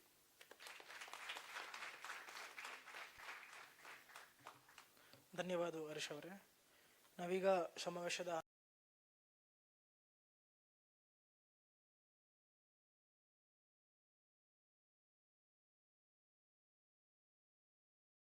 ಅಂತಕ್ಷಣಕ್ಕೆ ಬಂದೇವೆ. ಈ ಸಮಾವೇಶದ ಮಂಡನೆಯಾದ ವಿಷಯಗಳ ಸಾರ ಸಂಗ್ರಹವನ್ನು ಮಂಡಿಸಲು ನಾನು ನೂರ್ ಶ್ರೀಧರನ್ನು ವೇದಿಕೆಗೆ ಆಹ್ವಾನ ಮಾಡ್ತಿದ್ದೆ.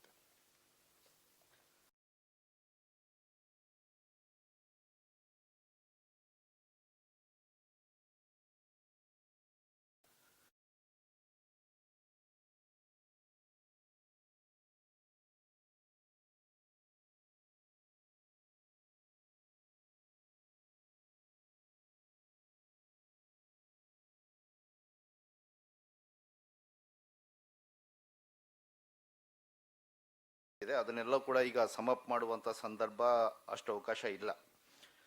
ಆದರೆ ಬಂದಿರುವಂಥ ವಿಚಾರಗಳಲ್ಲಿ ನಾವು ಮನಸ್ಸಲ್ಲಿ ಇಟ್ಕೊಂಡು ಹೋಗಲೇಬೇಕಾಗಿರುವಂಥ ಕೆಲವು ವಿಚಾರಗಳು ಏನಿದಾವೆ ಅಷ್ಟನ್ನ ನಾನು ಸ್ವಲ್ಪ ಮೆನ್ಷನ್ ಮಾಡಿ ಎಲ್ಲರ ಗಮನಕ್ಕೆ ತರಲಿಕ್ಕೆ ನಾನು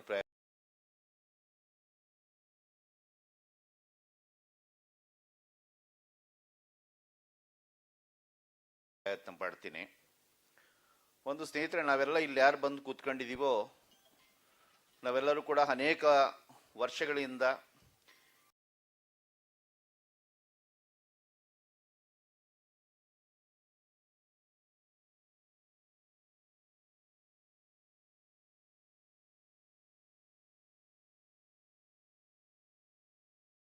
ಈ ದೇಶದ ಸಂವಿಧಾನ ಮತ್ತು ಪ್ರಜಾತಂತ್ರವನ್ನು ಉಳಿಸ್ಕೊಳ್ಳಿಕ್ಕೆ ಹಗಲಿರುಳು ಕೆಲಸ ಮಾಡ್ತಿರೋ ಇಲ್ಲಿ ಕೂತಿರೋರು ನಾನೆಲ್ಲ ಗಮನಿಸ್ತಾ ಇದ್ದೆ.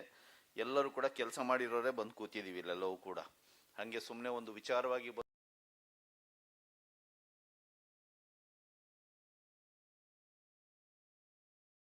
ಒಂದು ಥಿಯರಿಯ ಕೇಳ್ಕೊಳ್ಳೋರು ಇಲ್ಲ, ಯಾರು ಇಲ್ಲ ಈ ಹಾಲಲ್ಲಿ.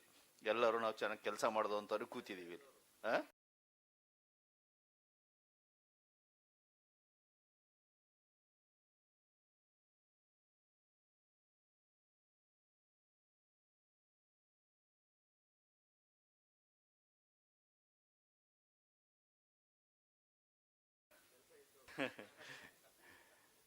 2023-24 ನಾವು ಬಟ್ಟೆ ಹರ್ಕೊಂಡು ಕೆಲಸ ಮಾಡಿದೀವಿ, ಚಪ್ಪಲಿ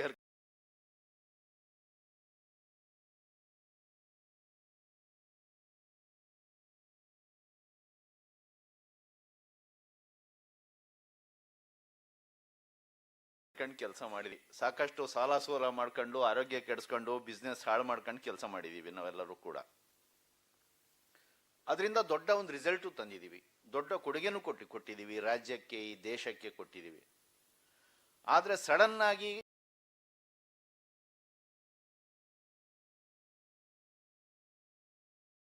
ಇದೀಗ 1.5 ವರ್ಷ ಆದ್ಮೇಲೆ ನಾವು ಯಾವ ಪರಿಸ್ಥಿತಿಯಲ್ಲಿ ಬಂದು ನಾವು ನಿಂತಿದ್ದೀವಿ ಅಂತ ಹೇಳಿದ್ರೆ, ನಾವೆಲ್ಲ ಏನು ಕೆಲಸ ಮಾಡಿದ್ವೋ, ಏನು ವಿಧಾನಗಳು ಅಳವಡಿಸಿದ್ವೋ, ಏನು ಕಲ್ತ್ವೋ ಅದೆಲ್ಲ ಕೂಡ ಔಟ್ಡೇಟೆಡ್ ಆಗಿರುವಂಥ ಸಂದರ್ಭದಲ್ಲಿ ಬಂದು ನಿಂತುಬಿಟ್ಟಿದ್ವಿ.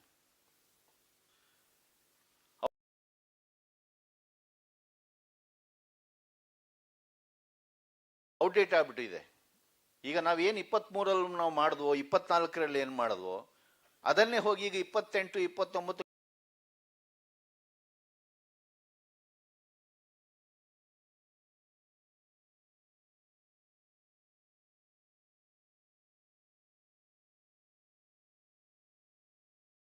ನಾವು ಮಾಡ್ತೀವಿ ಅಂದ್ರೆ ನಮ್ಮಂತ ಮೂರ್ಖರು ಯಾರು ಇಲ್ಲ. 26 ಅವರವರೇ ಹೇಳಿದ್ರು, ಕರ್ನಾಟಕದ ಮಾಡೆಲ್ನ ತಗೊಂಡೋಗಿ ಬಿಹಾರಲ್ಲೂ ಕೂಡ ಇಟ್ಟು ಮಾಡಿದ್ವಿ, ಆಗಿದ ರಿಸಲ್ಟ್ ಏನು? ಡೌನ್. ಅಲ್ಲಲ್ಲ, ಎಲ್ಲೋಗಿ ನಾವು ಮಾಡಿದ್ರು ಆಗಲ್ಲ ಈಗ. ಯಾಕಂದ್ರೆ ಸೀನೆ ಚೇಂಜ್.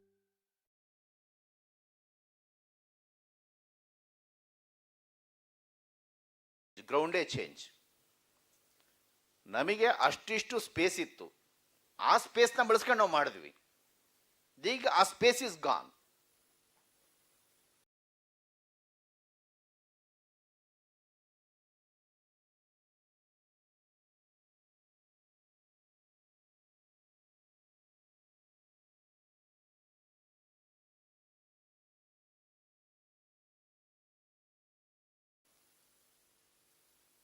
ಸೊ ಅಂಥ ಒಂದು ಗಂಭೀರ ಸ್ಥಿತಿಯಲ್ಲಿ ಬಂದು ನಾವು ನಿಂತಿದ್ದೀವಿ.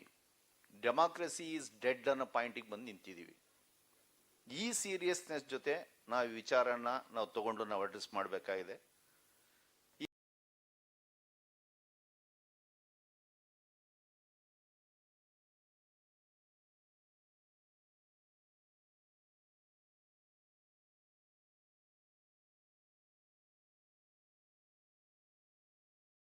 ಈ SIR ಅನ್ನುವಂತಹ ಸಂವಿಧಾನದಲ್ಲಿ ಇಲ್ದಿರುವಂತಹ, ಯಾವ ಕಾನೂನು ಪುಸ್ತಕದಲ್ಲೂ ನಮ್ಮ ಕಾಣಿಸ್ದಲ್ಲಿರುವಂತಹ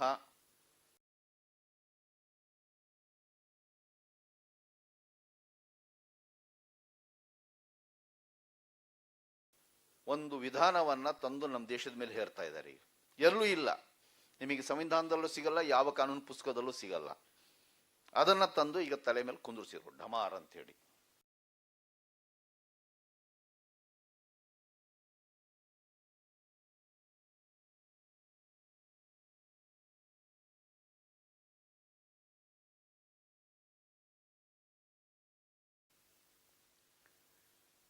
ಇದನ್ನ ಇದನ್ನ ನಾವು ಅರ್ಥ ಮಾಡ್ಕೊಳ್ಳೋಕ್ಕೋಸ್ಕರ ಬಹಳ ಚೆನ್ನಾಗಿ ಎಲ್ಲರೂ ಕೂಡ ವಿವರಿಸಿದ್ದಾರೆ. ನಾನು ಒಂದೊಂದು ಲೈನಲ್ಲಿ ಅವ್ರು ಹೇಳಿದ ವಿಚಾರಗಳನ್ನು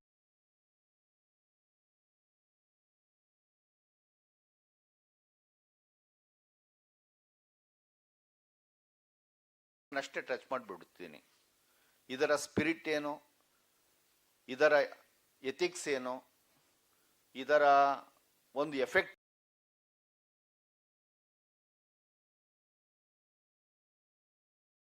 ಏನು, ಇದರ ಡೇಂಜರ್ ಏನು ಅನ್ನೋದ್ರ ಬಗ್ಗೆ ಅವ್ರು ಏನೇನು ಗಮನಕ್ಕೆ ತಂದ್ರು ಅದನ್ನು ಒಂದೊಂದು ಪಾಯಿಂಟ್ನ ಮಾತ್ರ ನಾವು ಗಮನಿಸ್ಕೊಂಡು ಹೋಗೋಣ. ಇದರ ಎಸೆನ್ಸ್, ಇದರ ಸ್ಪಿರಿಟ್ ಏನು ಅನ್ನೋದ್ರ ಬಗ್ಗೆ ಶಿವಸುಂದರ್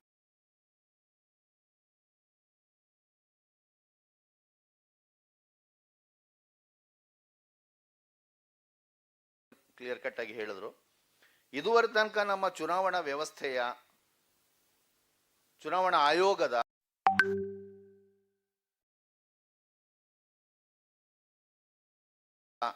ಮೇನ್ ಸ್ಪಿರಿಟ್ ಇದ್ದಿದ್ದೇನಪ್ಪ ಅಂದ್ರೆ, ನಮ್ಮ ದೇಶದಲ್ಲಿ ಯಾರ್ಯಾರು ಹುಟ್ಟಿದ್ದಾರೆ, ಯಾರ್ಯಾರು ವಾಸ ಮಾಡಿದ್ದಾರೆ, ಎಲ್ಲೇ ಇದ್ರೂ ಕೂಡ ಗುಡ್ಡ ಗಾಡು ಅವರೆಲ್ಲ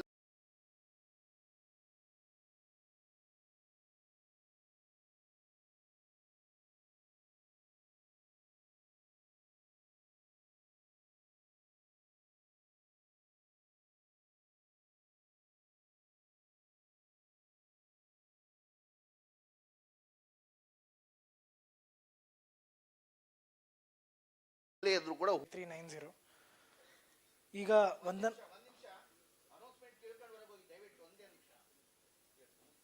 ವಂದನ ಅರ್ಪಣೆಗೆ ಶ್ರೀಮತಿ ಚೆನ್ನಮ್ಮ ಅವರನ್ನು ವೇದಿಕೆಗೆ ಕರೆದುಕೊಳ್ಳುತ್ತಿದ್ದೇನೆ.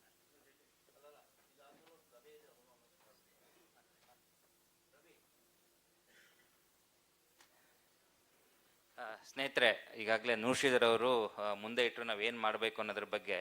ಸೊ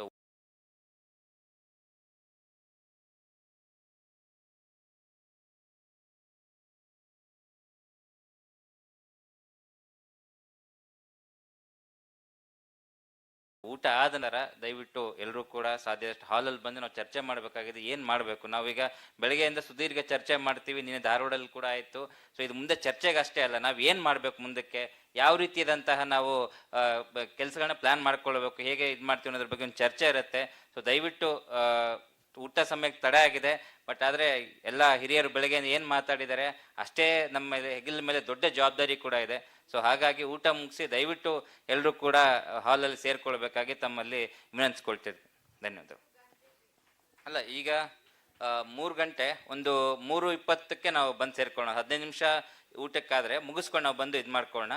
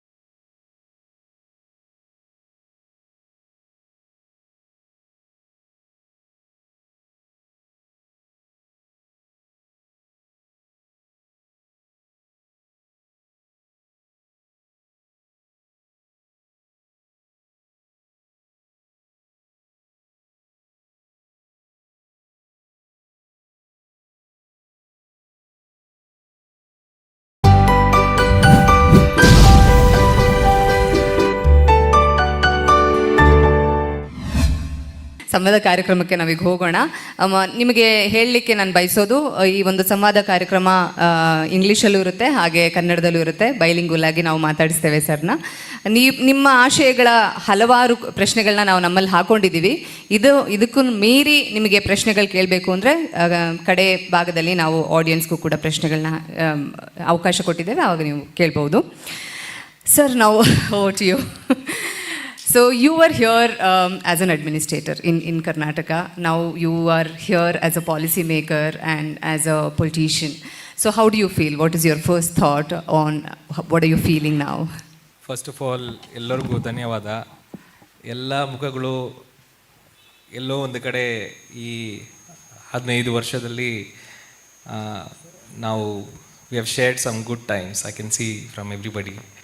ಸೊ ಫಸ್ಟ್ ಎಲ್ಲರಿಗೂ ಧನ್ಯವಾದಗಳು. ಇಷ್ಟು ದೂರ ಬಂದು ನೀವು ಈ ಕಾರ್ಯಕ್ರಮಕ್ಕೆ ಬಂದಿರೋದಕ್ಕೆ, ನಿಮ್ಮನ್ನು ನೋಡಲಿಕ್ಕೆ